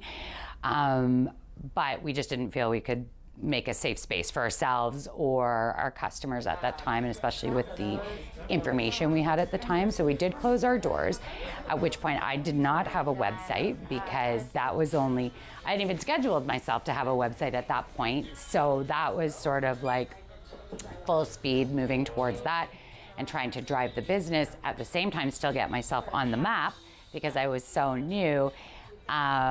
So during that time, as we were building the website, we were still doing a lot of video shopping and private shopping, online shopping, like online phone, text. Any way I could do business, I was doing it. And there was really a nice show of support for my business during that time, which was really, really encouraging. And now, we are fully set up online too. Hello. On the Rob Snow Show. The phone lines are open at 613-750-1310. Now, the Rob Snow Show continues. Yeah, final quarter. Just looking at these temperatures, David, looking pretty good for later this week, early next week. Sunday, Ottawa, 13 degrees. Did you say 13? Monday, 14 degrees. Double digits. Tuesday, 15 degrees. Wednesday, 13 degrees, and then cooling off a little bit, 11, but 10. Not bad. Could this be the corner? Have we turned the corner? Well, I think we've turned the corner, yeah. But I was thinking about you, David, and your golf game, and I'm just wondering, have you ever been golfing in Ottawa in March? I have. I have been golfing in Ottawa in March before. You know what? It's wet. It's been wet. March. It's been wet, yeah. No, I don't think I've ever gone out in the month of March. Maybe early April would be the earliest. But wet. Like Wednesday of next week, 10 millimeters of rain. Friday, 10 to 15 millimeters of rain. This is for next week. And the rain. Lots of rain. Mild, but quite wet. We'll take that. That's good for the grass. Better than what it was this morning, right? A bit of a bite in the air this morning again. Right? What was that about? I thought winter was over. It's the wind. Corey. Good morning, Corey. Hi, Rob. How are you? I'm hanging in there, Corey. How you doing? All right. Good. I've been doing an awful lot of research on these vaccines. Yeah. And I'm not pleased with the information that I'm able to get. Okay. Seems like nobody's telling the true story. Nobody's putting it out there as the true story. Well, what's the true story? These vaccines haven't been tested as long as most vaccines have. That's why we're having the problems with them. It usually takes years and years and years of trial and error to perfect a vaccine for that disease. Secondly, I'd like to say is Trudeau has made a mess of this right from the very beginning. Well, if that's what you believe, Corey, are you going to get vaccinated at all? If I can come up with, something that says to me, yes, I'll take the vaccine and then I don't have to wear a mask. Right. Okay. Because people are walking around with cloth, cotton masks on, and that does nothing as opposed to the... I don't know, Corey. I mean, there's a very nice... You should read the editorial in the Globe and Mail today. It's really quite interesting about how, we're still kind of behind a lot of other countries to our vaccine rollout. And it's kind of there's a bit of a lament in the editorial today. Okay. They're already in Israel, where they are way ahead of the game when it comes to vaccines. They've vaccinated almost their entire population. I mean, people are already sitting out in cafes and they're having drinks and they're, sipping that nice dark coffee they have, and they're getting their lives back, right? Yeah, I know, but this is part of the game that Trudeau is playing. That I don't know if it's going to come back to normal if everybody's vaccinated. I don't know if 63% of the vaccination is going to be equivalent to be sitting out in the open with no mask or social distancing. You see what I mean? Yeah. And that's the problem that I have. And the other problem is that, yes, we've lost a lot of businesses, restaurants, jobs lost. Yes. And that is crazy. Crazy. These people rely on these little waitressing jobs to pay rent and to feed themselves and pay their bills. Yes, I'd like for everything to be back to normal. Yes, I'd like to be free, to hop in my car or get on the bus or walk down the street and not worry. Of course I would. But with a person who has underlying medical conditions, I really have to weigh the pros and cons. Yeah, I know. But you also, you have to, if you have underlying health conditions, you also have to weigh the risk of catching COVID-19. You might die. Yeah, I know, but I look at it this way. I'm going to die one day anyway. Well, that's a heck of a fatalistic way to look at things. One day anyway, right? Yeah, okay. But I'm living every day to the fullest. Okay. I don't want to miss a day. Yeah. Just because of a vaccine. What about if I get the... You know what? I am not terribly, and we're going to have to wrap it up there, Corey, but I'm not terribly afraid. I think the process is a legitimate process, big money behind it. The reason that it was able to be accelerated the way it was because it was a global effort that involved billions and billions and billions of dollars in research funding. Went into the development of these vaccines, and even the cutting-edge mRNA technology has been around for a while. And I don't think, as I explained in the previous segment, I don't think that these suspensions are even well-founded in science, the way things are right now with the fears about blood clots. Matthew in Barhaven. Good morning, Matthew. Yes, good morning, Rob. Yeah. Hi. How are you today? Good, sir. Thank you. How are you? Not too bad. I'm hanging in there. Good. What's up? Yeah, I just wanted to say that I agree that Justin Trudeau has screwed up the vaccine rollout really badly. I would say so. I believe we dropped down to 55th in the world for vaccines. And how are you today? You know what? Look at Israel. They're already halfway done. Not too bad. And other countries that I've never even heard of, like Bahrain, are ahead of us. And I guess that they have a smaller population, but come on, man. Sorry, Matthew, I got to let you go because we're in a loop. There's radio going on in the background. He has a speaker on in the background. Alex in Canada. Good morning, Alex. Good morning, Rob. Add me to the list of another long-time listener, first-time call. Gosh, my cup runneth over today. To what do I owe the pleasure, sir? All right, just want to make one comment real quick. Sure. And it's just the hypocrisy I'm listening from some of the listeners called it before me.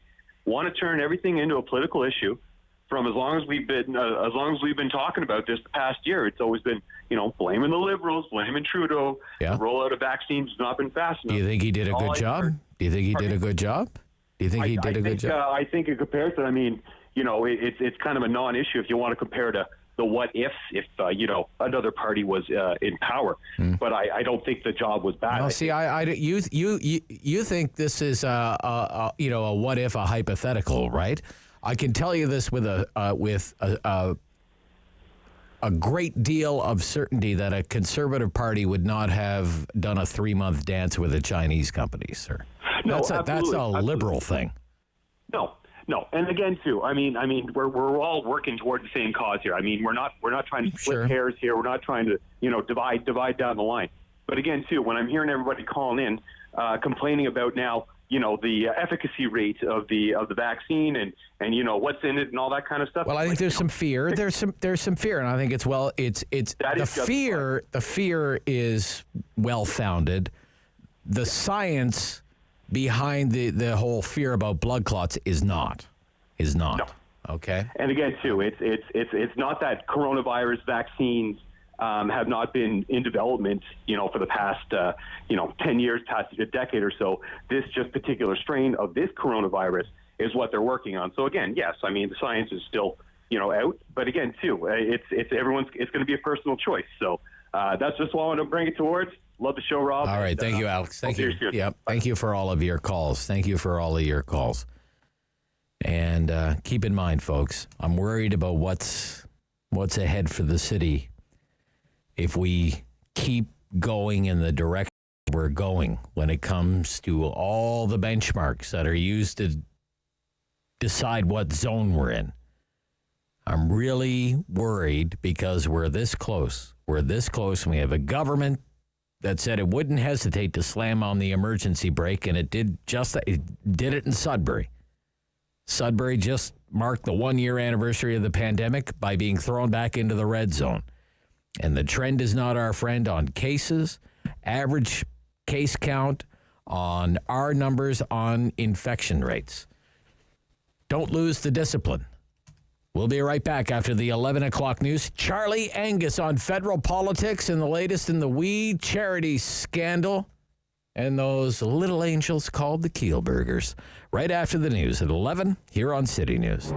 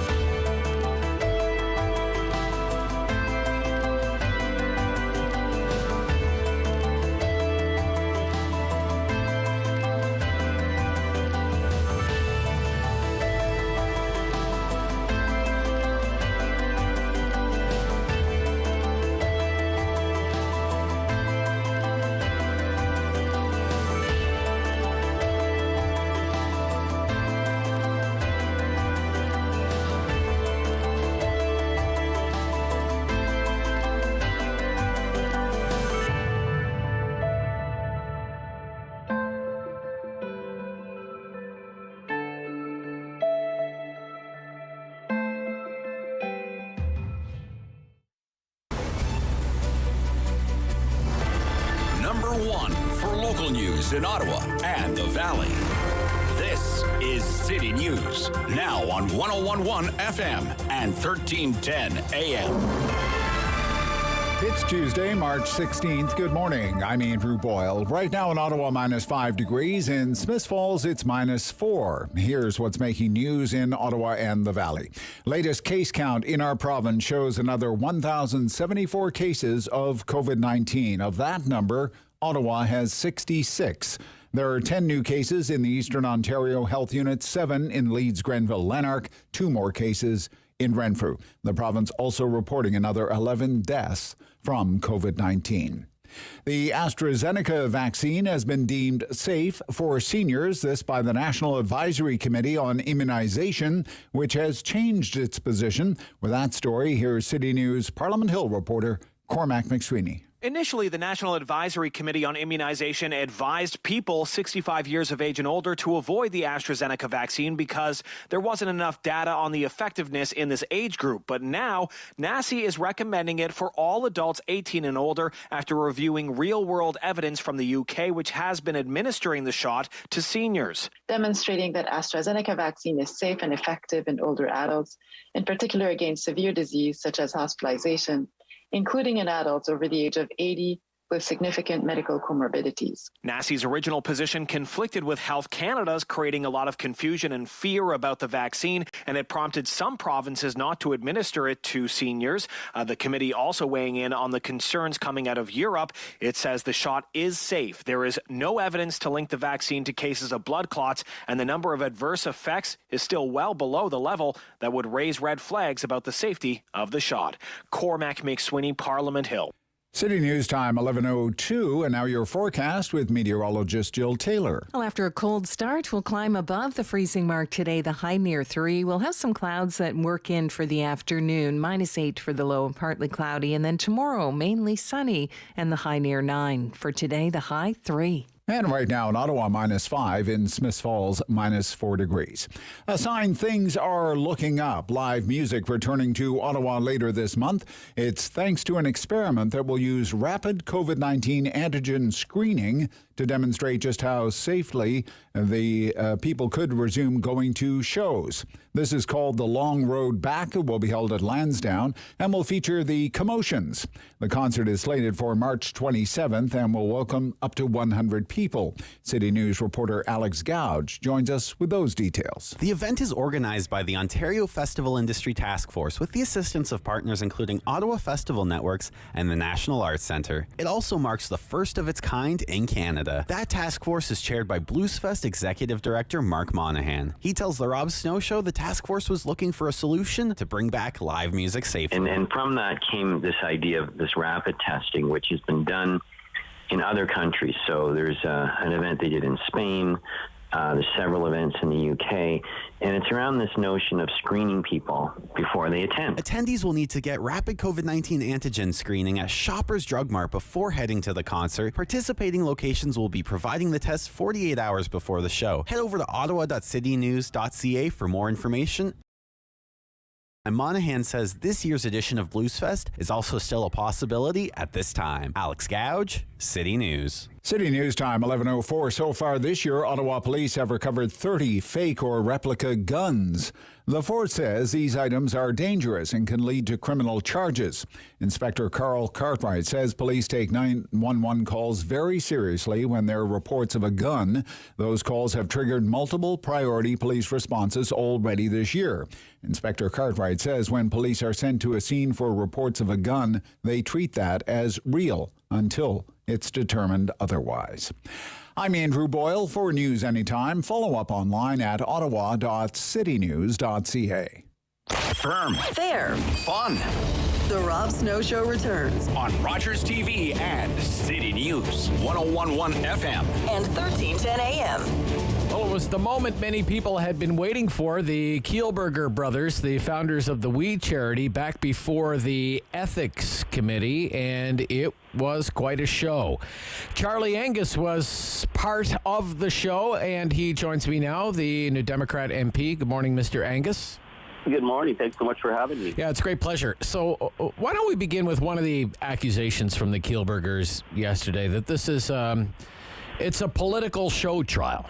How do you respond to that?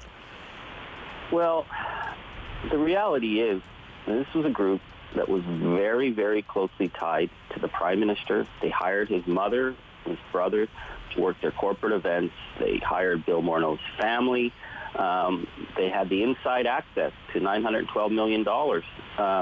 And, yeah, are we asking tough questions? Sure, but when you're talking about taxpayers' money, those are fair questions, and they didn't seem to want to have to answer that. So, last week we had the extraordinary drama that they were threatening not to come. They had a lawyer. They were saying that this was Parliament.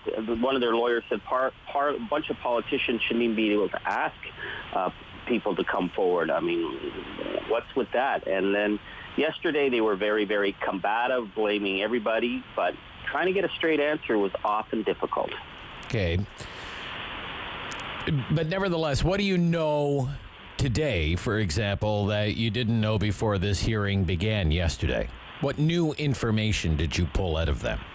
Well, there were some interesting things that we were trying to get the Kielburger brothers to just clarify or admit. For example, nobody in the Canadian public knew that they had in their budget a rental fee for their operations in the tune of almost $200,000 a month.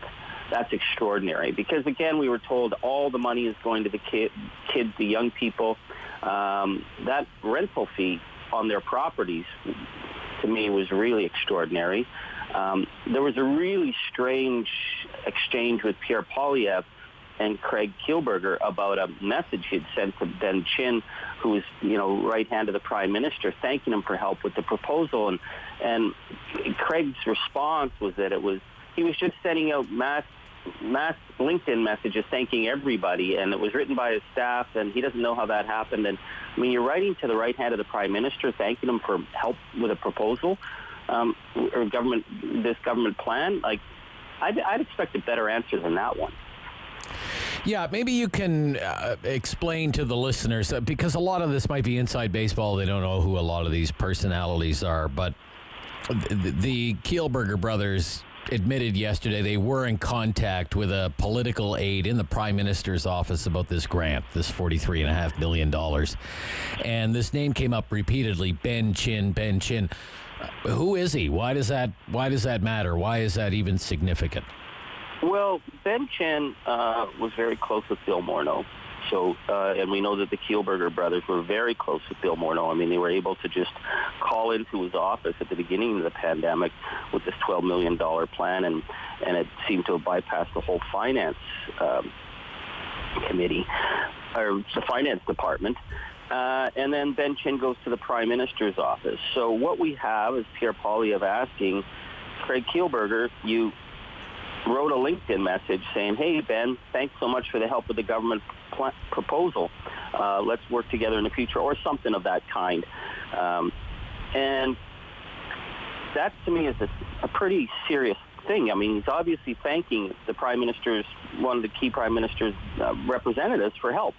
And Craig's saying, no, I'd never been on LinkedIn before. I was just trying to figure out how to use LinkedIn. I had my staff send out a bunch of emails or LinkedIn messages to a whole bunch of people just thanking them. And I'm thinking, what? You're just sending random messages thanking people for help with a government this government proposal? Like that, those kind of answers, and they were just defiant about that, as opposed to saying, oh, right, yeah, here, let me explain that. But I never felt we were getting the real answers. I felt we were getting a lot of keel spin. Keel spin. Okay, all right. Certainly a lot. They put a lot of blame on the governing Liberals. What's your take on that? Mine, just my own personal opinion, is there's an old saying about don't lay down with dogs. You know what might happen. But that's just my own opinion. But what do you think?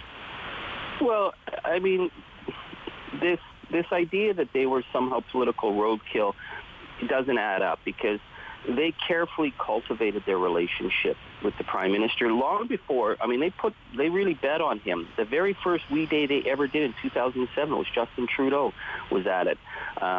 Justin Trudeau becomes Prime Minister. They hire his mother and brother, not, as they said yesterday, to talk about mental health. They did that as volunteers. They paid them on the corporate events. This is very different. They were very deeply embedded with the Liberals, and I think that's to me, that's the gist of why they were able to walk in, not registered to lobby, able to set up meetings with key ministers, given the inside track on this $912 million. That's what this whole issue is about. Did they have access that no one else would have gotten? So now they're saying, oh, the Liberals, blamed a children's charity, and it was the Liberals who were responsible. Well, I think it's definitely a lot of guilt on both sides. The Liberals did not do the due diligence they should have done. If they had done, I don't think this thing would have ever gotten off the ground. There were many, many holes in this plan. That's why we're focused on it. It's not to be mean to Craig or Mark Kielburger. It's that how in the heck did this plan come to fruition? And it almost went out the door. And there was many, many, many problems with it. Okay. I would like. A lot of people are wondering, though, how much of this belongs, say, before the Ethics Committee or any of the other committees that have been investigating how this particular charity happened to land this particular grant. And that if something untoward was going on with for example, the Reed Cowan story, with the replacing of the name on the plaque after a donation. How much of that belongs before a parliamentary committee, or whether this should be best litigated by, say, the Canada Revenue Agency or investigated by the RCMP? What's your response to that? Well, I think that's an interesting question. I mean, if the RCMP or the CRA take this up, I think that's that's certainly within their purview. I have written to them saying, based on Reed Cowan's assertions, and Reed Cowan was an advisor in their board of directors. He was a big fundraiser for them, and he's got serious questions about how they operate. So those are fair questions. The reason it's before the Ethics Committee is because it's the question of whether or not due diligence was done.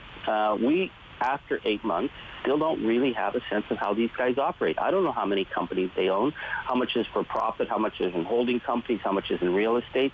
We don't really have a good sense of how the money flows through their operations, despite all the, statements by Craig and Mark that everything goes for the children. Maybe it does. Maybe it doesn't. We don't know.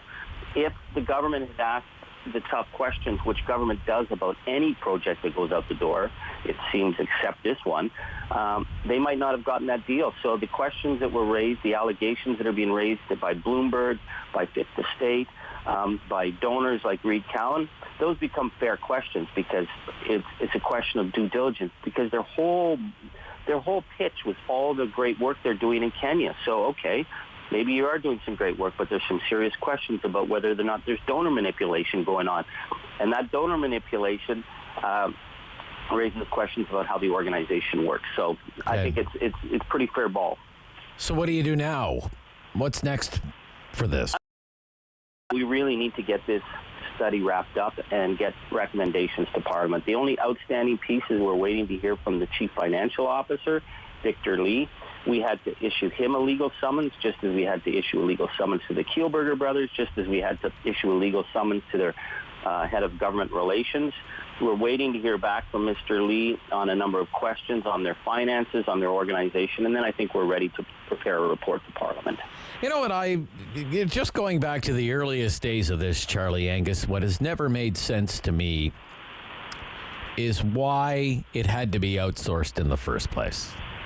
I look at the way the public service, for example, handled the rollout of the CERB under extraordinary pressure and with very little problems. I remember interviewing Chris Elward from PSAC and how upset he was and how his members were he felt that the very suggestion that the public service couldn't do this, that it really threw the public service under the bus.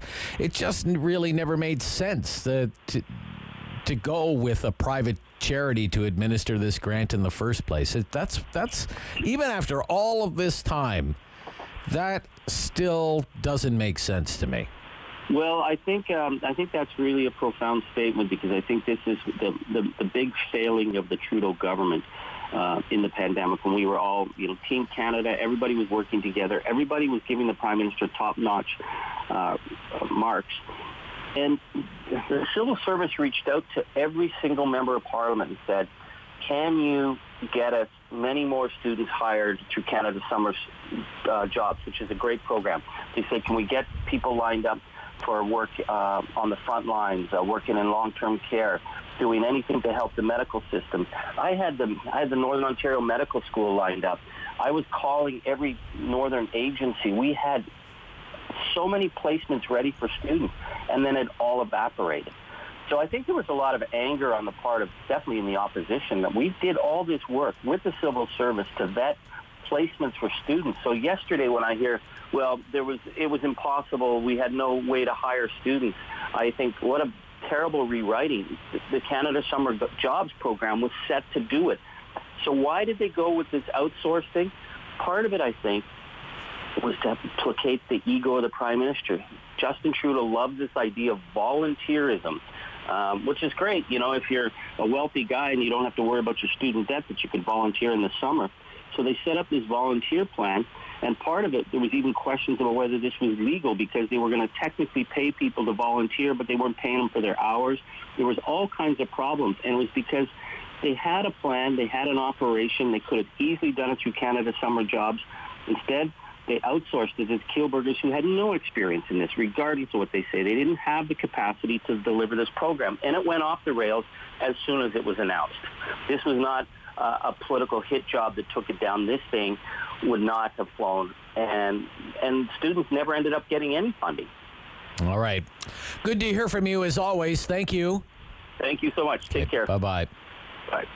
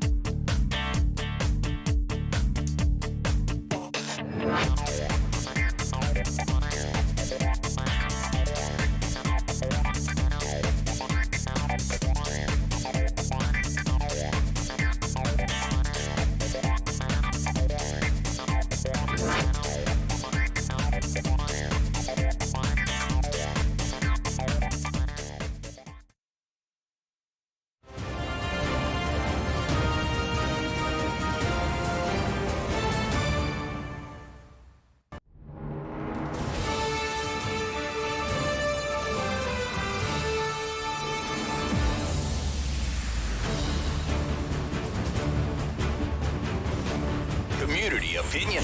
The The Rob Snow Show returns on Rogers TV and City News. 101.1 FM and 1310 AM. Came across this story in one of the papers this week, the Sudbury Star. And the headline is seasonal residents could see big hikes in hydro bills. Seasonal residents meaning cottagers.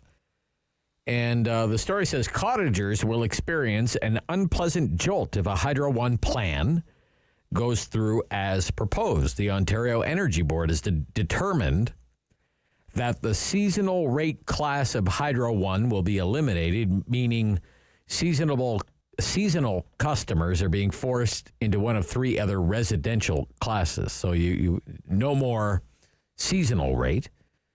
You're now just considered another residential class. And that could mean a big hike in hydro bills. I mean, anywhere from 112% increase to a 19% increase. 19% increase being on the low side for a customer that would typically use in their cottage about 1,000 kilowatt hours every month. So let's get a little bit more into this. Joining us on the line now from the Ontario Cottagers Association, Federation of Ontario Cottagers Association, is Terry Rees. Good morning. Hey, Rob. Yeah. Good morning, Rob. How are you? I'm good. How are you? I'm well. So tell me more, as much as you know, about this policy that the Ontario Energy Board, the regulator, is looking into, Mr. Rees. Well, for many years, we've been an intervener on behalf of the 250,000 or so people that live on the water in Ontario at the Energy Board, Hydro One being our primary provider of power in rural and northern Ontario. So about 5 years ago, as a part of a regular rate hearing, the Ontario Energy Board determined that they wanted to eliminate the seasonal class. In other words, put everyone into a density-based class to keep it consistent with the kind of ways that it's done elsewhere, I guess, was their rationale, and that it was a technical decision that the seasonal class should no longer exist. It's been around about 40 years, I'll say, and this was a decision that was made by the OEB and so Hydro One, as the utility who's regulated, has been directed to make that change, and that's it's finally hitting the ground now. Right. So is it a done deal, or is it still under examination and they have yet to make a final determination? In September of last year, the OEB finally said, listen, Hydro One, there's lots of arguments you've made and folk has made, that's us on behalf of these people, but notwithstanding the rate impacts that are going to hit half of the people that are going to be changed, are really going to get the bad side of this.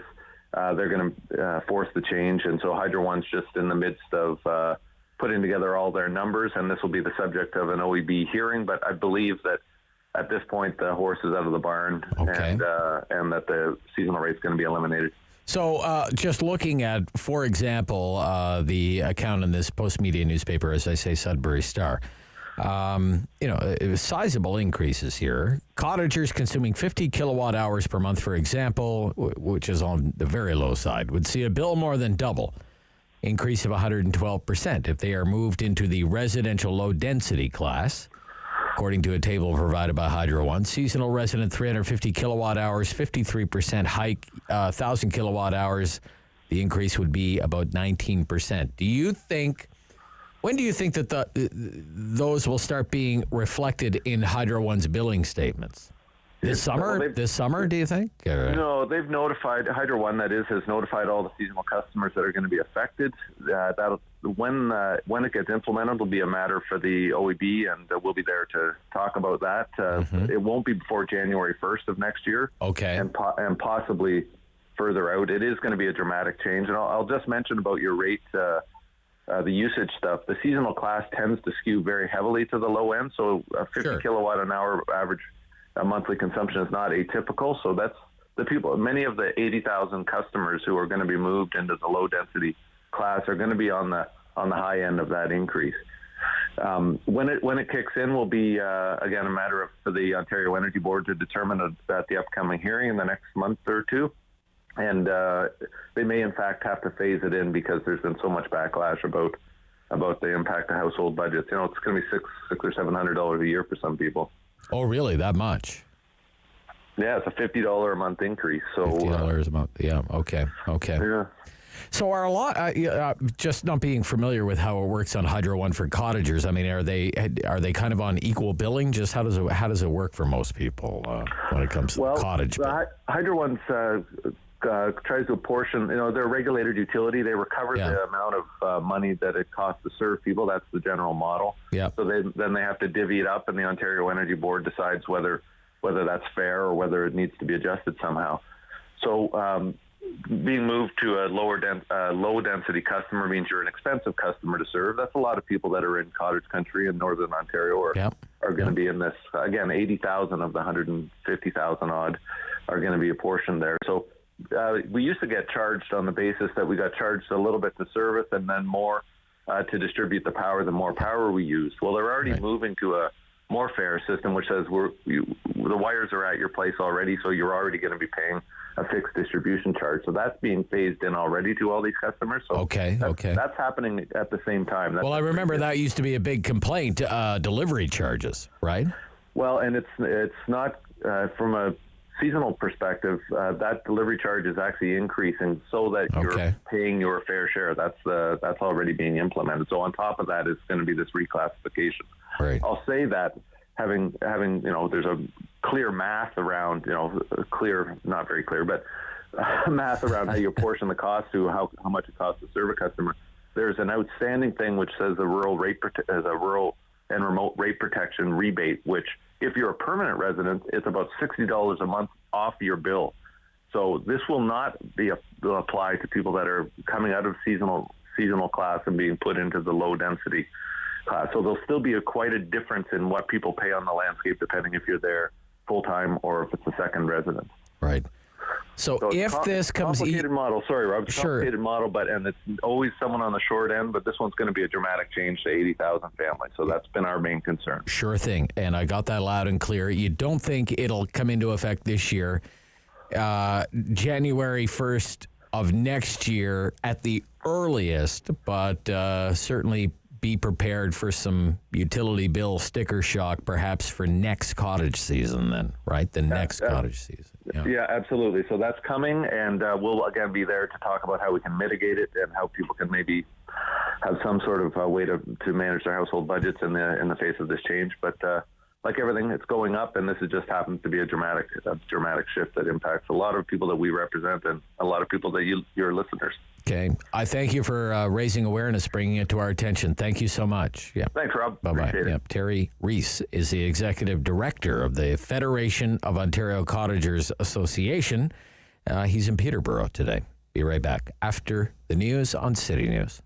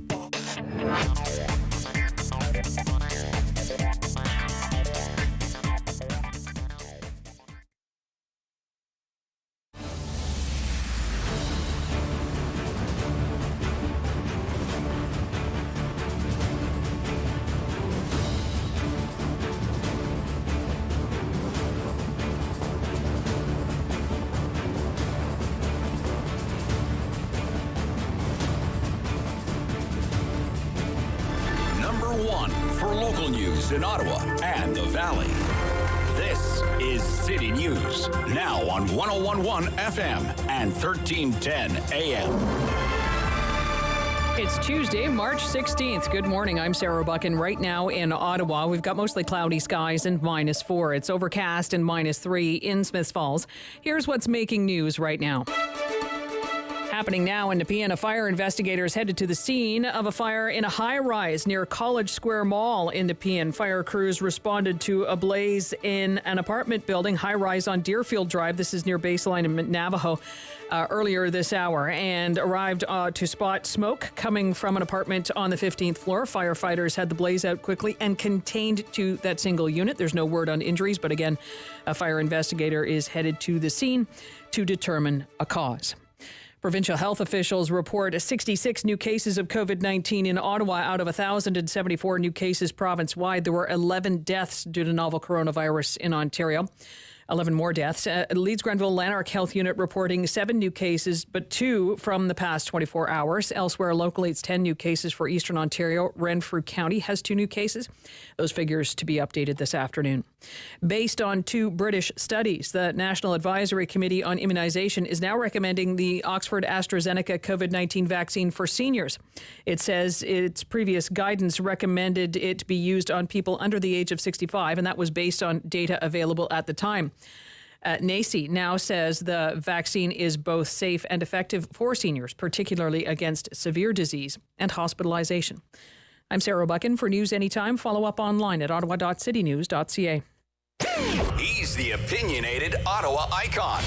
The Rob Snow Show returns on Rogers TV and City News. 101.1 FM and 1310 AM. I'm going to pick up on a conversation that we had yesterday. Yesterday, Philip Cross was with us from the Macdonald-Laurier Institute, former chief economic analyst at Statistics Canada, and we talked about inflation. Consumer Price Index latest reading comes out tomorrow. The last monthly reading was an annualized rate of 1%. So the cost of living, so to speak, the Consumer Price Index increasing at an annual rate of 1%. Now, if you stopped 100 people on the street and said, do you think the cost of living is going up 1% a year?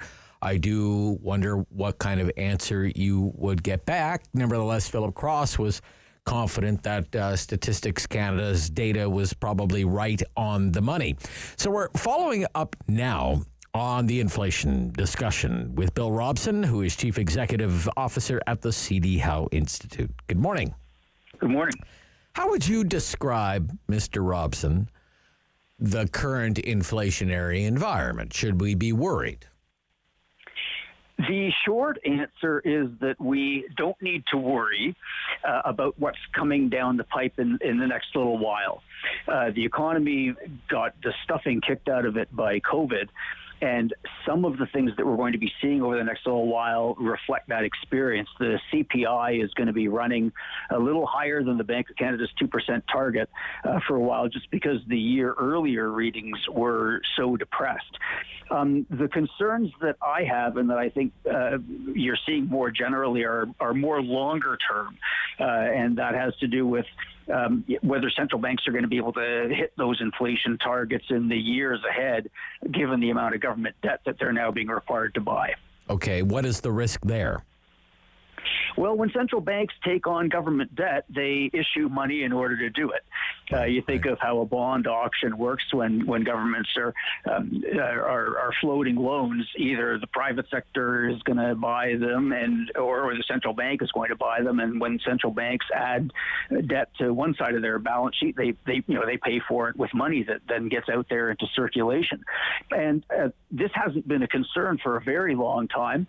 And even after we saw central banks buying a lot of debt a decade ago, at the time of the financial crisis, there were people who said, oh, watch out, this could be inflationary, and that turned out not to be the case. But the concern this time would be that the enthusiasm governments have for deficit spending is just a whole lot bigger than what we've seen before, and that at some point central banks might just be issuing too much money in exchange for this debt, and we're going to start seeing prices go up. I mean, how unusual is this circumstance that we have been in, say, from fiscal policy and monetary policy point of view, Mr. Robson, where you would have the government of Canada do a bond auction, and a big buyer of the debt would be the central bank of the same country. Just how unusual is that? Because it's been quite a furious bond buying spree by our own central bank of our own debt.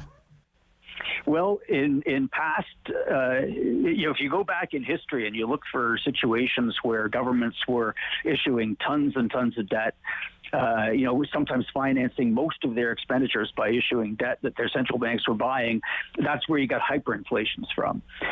Because if you think of the really big historical episodes, there was Germany in the 1920s. More recently, there was Zimbabwe in the 2000s. And there you've got a situation where a government is just either unwilling or unable to raise the taxes to cover the spending that it needs, and the central bank is issuing so much currency that some people may have seen them, those $50 million Zimbabwean banknotes that some people carry around as kind of souvenirs. So those episodes are really stand out, and I'm not saying that that's the type of thing we should be worried about, but it underlines a key point, which is that if the government is relying on the central bank to finance a lot of its expenditure for a very long period of time, that can happen. Right, and Zimbabwe, being this extraordinary example, I have a friend who was in Zimbabwe when hyperinflation was running rampant, and you would order a meal, and the price between the first course and the dessert course would change, and not just change, but change by whatever a million is in the local currency, right? I mean, just extraordinary. But that being an extraordinary example, but in your recent column in the Globe and Mail, you're wondering, what are we going back to? What is going to be the normal inflationary environment? Is it going to be 2%? Is it going to be 5%? Are we going back to 1977 style inflation? God forbid, Mr. Robson. I mean, just what is the most likely outcome of all of this? At this point, my money would be on us staying with 2%. The reason, though, that I raised the concern is that you do hear some people talking as though it's just impossible based on the experience of the last decade or so. That there's something that means that we just, no matter how hard we step on the accelerator, we can't get inflation up, and that just isn't so. If you push hard enough, you can get it there. So as a matter of what the possibilities are, you can't rule it out. The other thing that's important is that there are increasingly people, and this isn't just in Canada, in fact, more you see it in the United States, arguing that they really ought to have this fundamental shift where the central bank should be buying a lot more government debt. And what they say, sometimes you hear advocates, they call it modern monetary theory. It's not, not modern, but what they're saying is, can have your foot on the accelerator, and then as soon as prices start to rise, you'll take it off. And the concern I have about that is it just shows, a real lack of having looked at past experience. If a government is relying on the central bank to finance, say, a quarter of its expenditure or half of its expenditure, the alternative is to suddenly raise taxes enough to fill that entire gap or cut spending by that entire, by the entire amount. If you look at Canada's situation right now and you say, well, what if the federal government tried to eliminate its huge deficit in a year? I mean, it'd be politically and economically agonizing to do that. So it's not realistic just to say as soon as you start to see the pressure on prices, you're going to reverse course entirely. Those of us who are old enough to remember the high inflation of the 70s and then the pain of bringing it down in the 80s and the early 90s. It was painful, right? It was painful. And a lot of people said interest rates are too high. The Bank of Canada should make them lower. So it was very explicit that they were saying the central bank should ease up. It wasn't a matter of saying, no, we want inflation to come down. People, argued both sides of that case. And we don't want to go through that again, because one of the things that you see, again, if you just our own experience in other countries, inflation is very unpleasant. People hate it when it happens, and they'll go through recessions to get rid of it. And I think that would happen again if we let inflation get higher here, or if they do it in the United States. People will be miserable, and they will demand something be done about it, and then there'll be another recession, and who needs that? Okay. What do you make of the action. I do wonder what the bond market is saying, and I don't want to get all wonky for our listeners, but the Bank of Canada might be saying, "Oh, we're not raising interest rates." All well and good, but there's a short end of the yield curve, and then there's a long end of the yield curve, and the bond market is not cooperating with whatever the monetary policy of the day is from the Bank of Canada, because the bond market, where this actual price discovery, has been raising rates on Government of Canada 10-year bonds and Government of Canada 30-year bonds. The yield on a 30-year Government of Canada bond just in the last few weeks is up 40 basis points. Now, if the Bank of Canada came out tomorrow and said we're raising the interest rates by 40 basis points, it'd be front page on every newspaper, it'd be leading the national news. And yet very, very quietly, this has been happening in longer-term interest rates. The 10-year yield is up more than a full point, 100 basis points, another big move. This is significant stuff. What do you think the message is here? Well, it is significant stuff, and one of the reasons it's significant is because if you look at the federal government's fiscal plans, they've been saying low interest rates make all this borrowing affordable, and now interest rates are way ahead of where they predicted they would be. Yeah. And it's not a crisis, but it is going to make a bit of a difference, and it sort of undermines the case for just borrowing at this rate for a very long time. Now, the U.S. government is doing the same thing. Other governments in the world are also borrowing a lot, and I think the reason that we've seen bond yields go up is both because there's just more demand for credit out there now, because it's not just governments that are borrowing, but the economy is recovering, and we're seeing more demand for credit from businesses that want to invest. And of course, in Canada, we've just got this housing market that's on fire with all kinds of demand for credit there. So that's changing the supply and demand of credit, and it's getting more expensive kind of in real terms. The other thing that's happening, though, and it's very central to what we're talking about here, is the gap between real and nominal yields. There's a 30-year real return bond, so that's indexed to inflation, and then there's the ordinary bond. And the gap between yields on the inflation index stuff and the ordinary stuff, that's widened as well. So that tells you it's not just that the real interest rates are going up at the long end, but also people are looking for more inflation protection. And I think that the reason for that is partly that there's just this nervousness now. People are saying central banks are going to be very hard for them to stop doing that. They're looking at the Fed. This isn't the Bank of Canada so much as south of the border, but the same anxiety exists here. And so there's a bit more inflation protection built into that yield as well. And that's why, we've got both of those forces pointing in the same direction. And there's just this fundamental nervousness that there's a lot of government borrowing going on, and central banks seem to be buying an awful lot of the debt that they're issuing. Right. And not just at the federal level, but also at the sub-sovereign level, the provincial level, where the yields are even higher, probably a full point higher, right? A full 100 basis points higher. So one of the reasons for nervousness about what central banks are doing is because in the depths of the crisis, they started to buy things that are a bit unusual for central banks to hold. And I understand, and I wasn't even critical at the time of the Bank of Canada doing a little bit of provincial bond buying, because if it's a liquidity problem and the market is just seizing up, as happened when we were just getting into the lockdown and everybody was extremely worried about what would happen, well, there's a case for the central bank to stabilize that market. But when you think of the politics of it, if the central bank is not just buying federal government debt, but is also starting to buy other types of debt, including corporate debt. Corporate debt, yeah, right? You hear people say over and over again, well, if inflation starts to rise, we know what to do. And that is true. It's very straightforward for central banks to stop buying this stuff and to start unloading it and to raise short-term interest rates. So technically, that answer is right. But there's a whole political dimension to it. Yes, they know what to do, but will they be allowed to do it? And that's the question. Well, that was going to be my that was going to be my last question, Mr. Robson, is if the government becomes so reliant on the central bank to fund either its aspirations or its obligations or its operations, then just how independent is the central bank from the political people? And is the independence of the central bank as a policymaking body somehow compromised? What do you think? Well, the reason that my money would be on 2% inflation if I'm making, one bet at the moment is because I think the Bank of Canada's independence has proved to be such a successful way of running monetary policy that it would be politically difficult and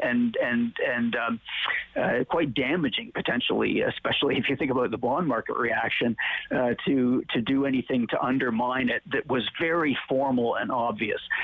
Having said that, though, there are plenty of instances, and maybe we're seeing a bit of this in the U.S. with the Fed, where they're talking about raising their inflation target, that, you can kind of do it by degrees as opposed to doing a wholesale change.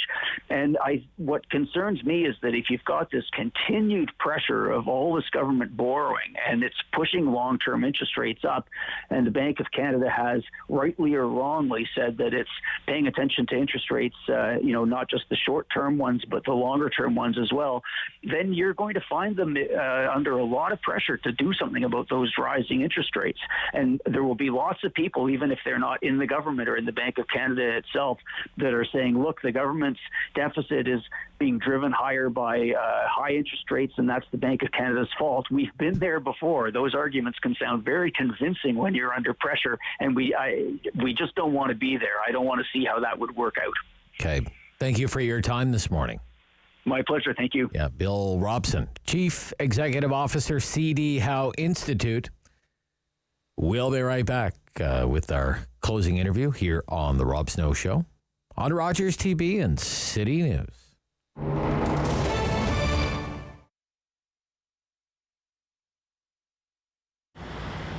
The location is unique.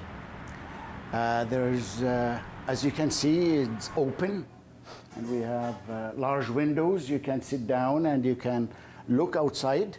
And this scene is not many scenes like that in Ottawa anymore, with the high buildings. And we have the train station to the west of us. We have the train yards to the south. We have Saint Laurent Shopping Center, not far from here, and OC Transpo, not far from here, and the train, the light train, again, is not far from here. You can find breakfast. The breakfast, it was 7 or 8 years ago, it was one of the best five restaurants in Ottawa. One of the five best breakfasts in Ottawa. 7 or 8 years ago, it was in the Citizen. And our club sandwich is voted by customers the best in town. And the pea soup, too, is voted the best in town. We sell, we make pizza, we make Italian food, Lebanese dishes. Many customers describe it as it has the prices of the 60s, very reasonable prices. And the food, many say the best in town, not me. Many customers say that. It was a shock. It was a shock. And we went from doing well to barely doing very little. We relied heavily on the takeout, and the takeout was not that much. There was some. I hear from many customers that they are willing to come and sit inside. They're not afraid of the spread, as long as we wash our hands, sanitize everything, and wear your mask and keep the distancing. Most or all our customers are okay with that. So they are against the lockdown, They are supporting us a lot. And if it wasn't for the community loyalty, we wouldn't be here today. So I have to thank them for their support so far. It's been great.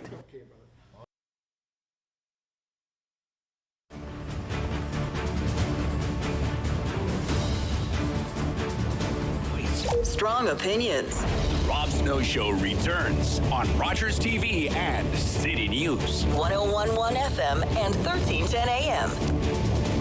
Ontario's health system discriminates against the elderly, and there should be an inquiry.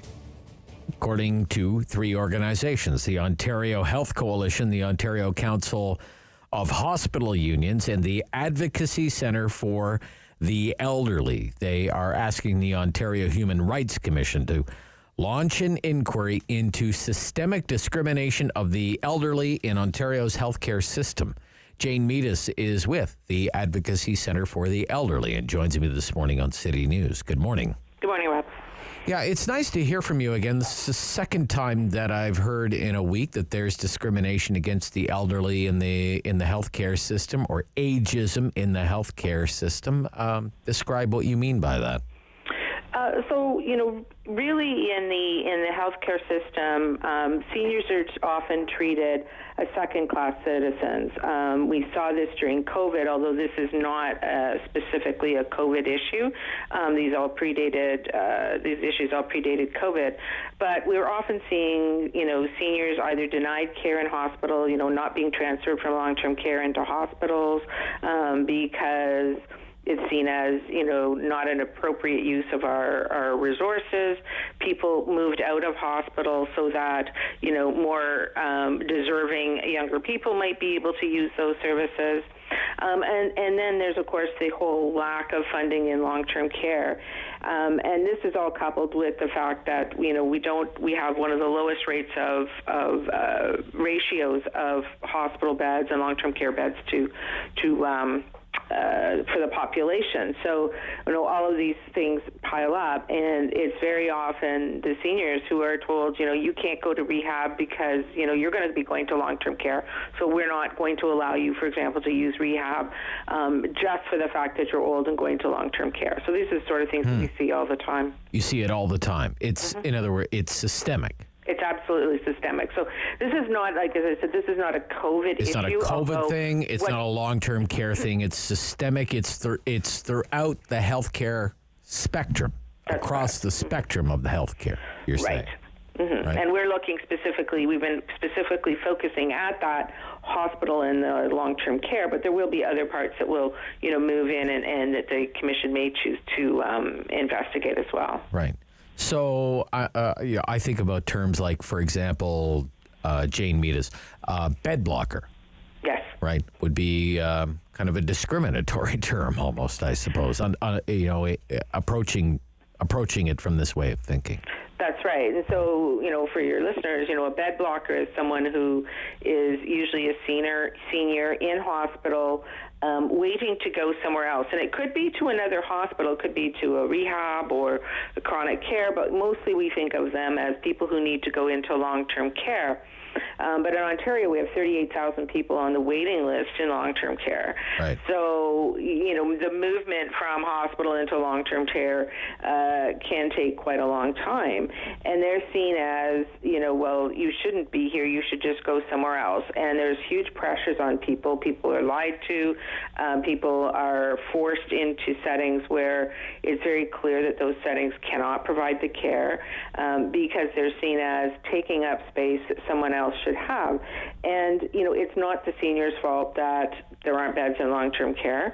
They have paid their taxes. They're entitled to care. We wouldn't tell people in an ICU that they were finished their ICU and, by the way, you have to go home and wait till a medical ward comes up because we don't have any beds there. Of course, you sit in the ICU until a bed is available.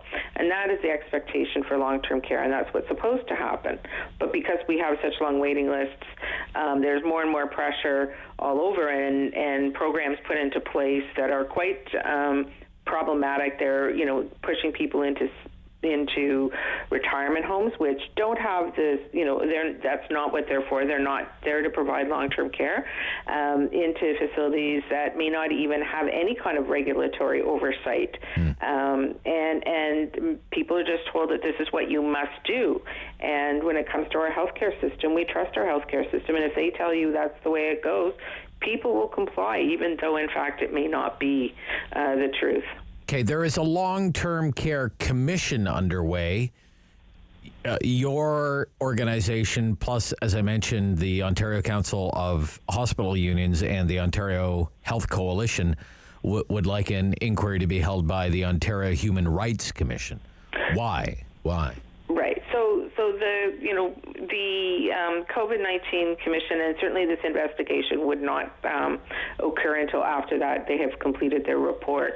But the COVID Commission is very specific at looking at a very specific area. It's very focused on long-term care and what happened in long-term care with respect to COVID. So it won't be looking at these overall systemic issues that we're requesting that they look at. And so it's a very different thing. And we also know, for example, that the Commission itself has said that, it needed more time in order to do the proper job. But because it is on the government for its terms of reference, the government said, no, you can't have more time. So, we're not even necessarily they're going to do the best job they can, but we need such a larger look at our system because it goes far beyond a broader COVID. scope that is not, say, tied to an agenda or timeline by the government of the day. Right, and the Human Rights Commission is independent. Okay, very interesting. Jane Meadus, I thank you for your time today. Thank you so much. Thank you for having me. Yeah, Jane Meadus is with the Advocacy Center for the Elderly, and if you do any kind of background reading into the whole history of the healthcare system and the aged and the frail elderly and the funding and the neglect in the healthcare system, you will find that she has been an advocate on those front lines for many, many years, decades. That is all the time we have for today's Rob Snow Show. The noon news and then the Mark Sutcliffe Show is coming up. We're back tomorrow right after the 9 o'clock news here on City News.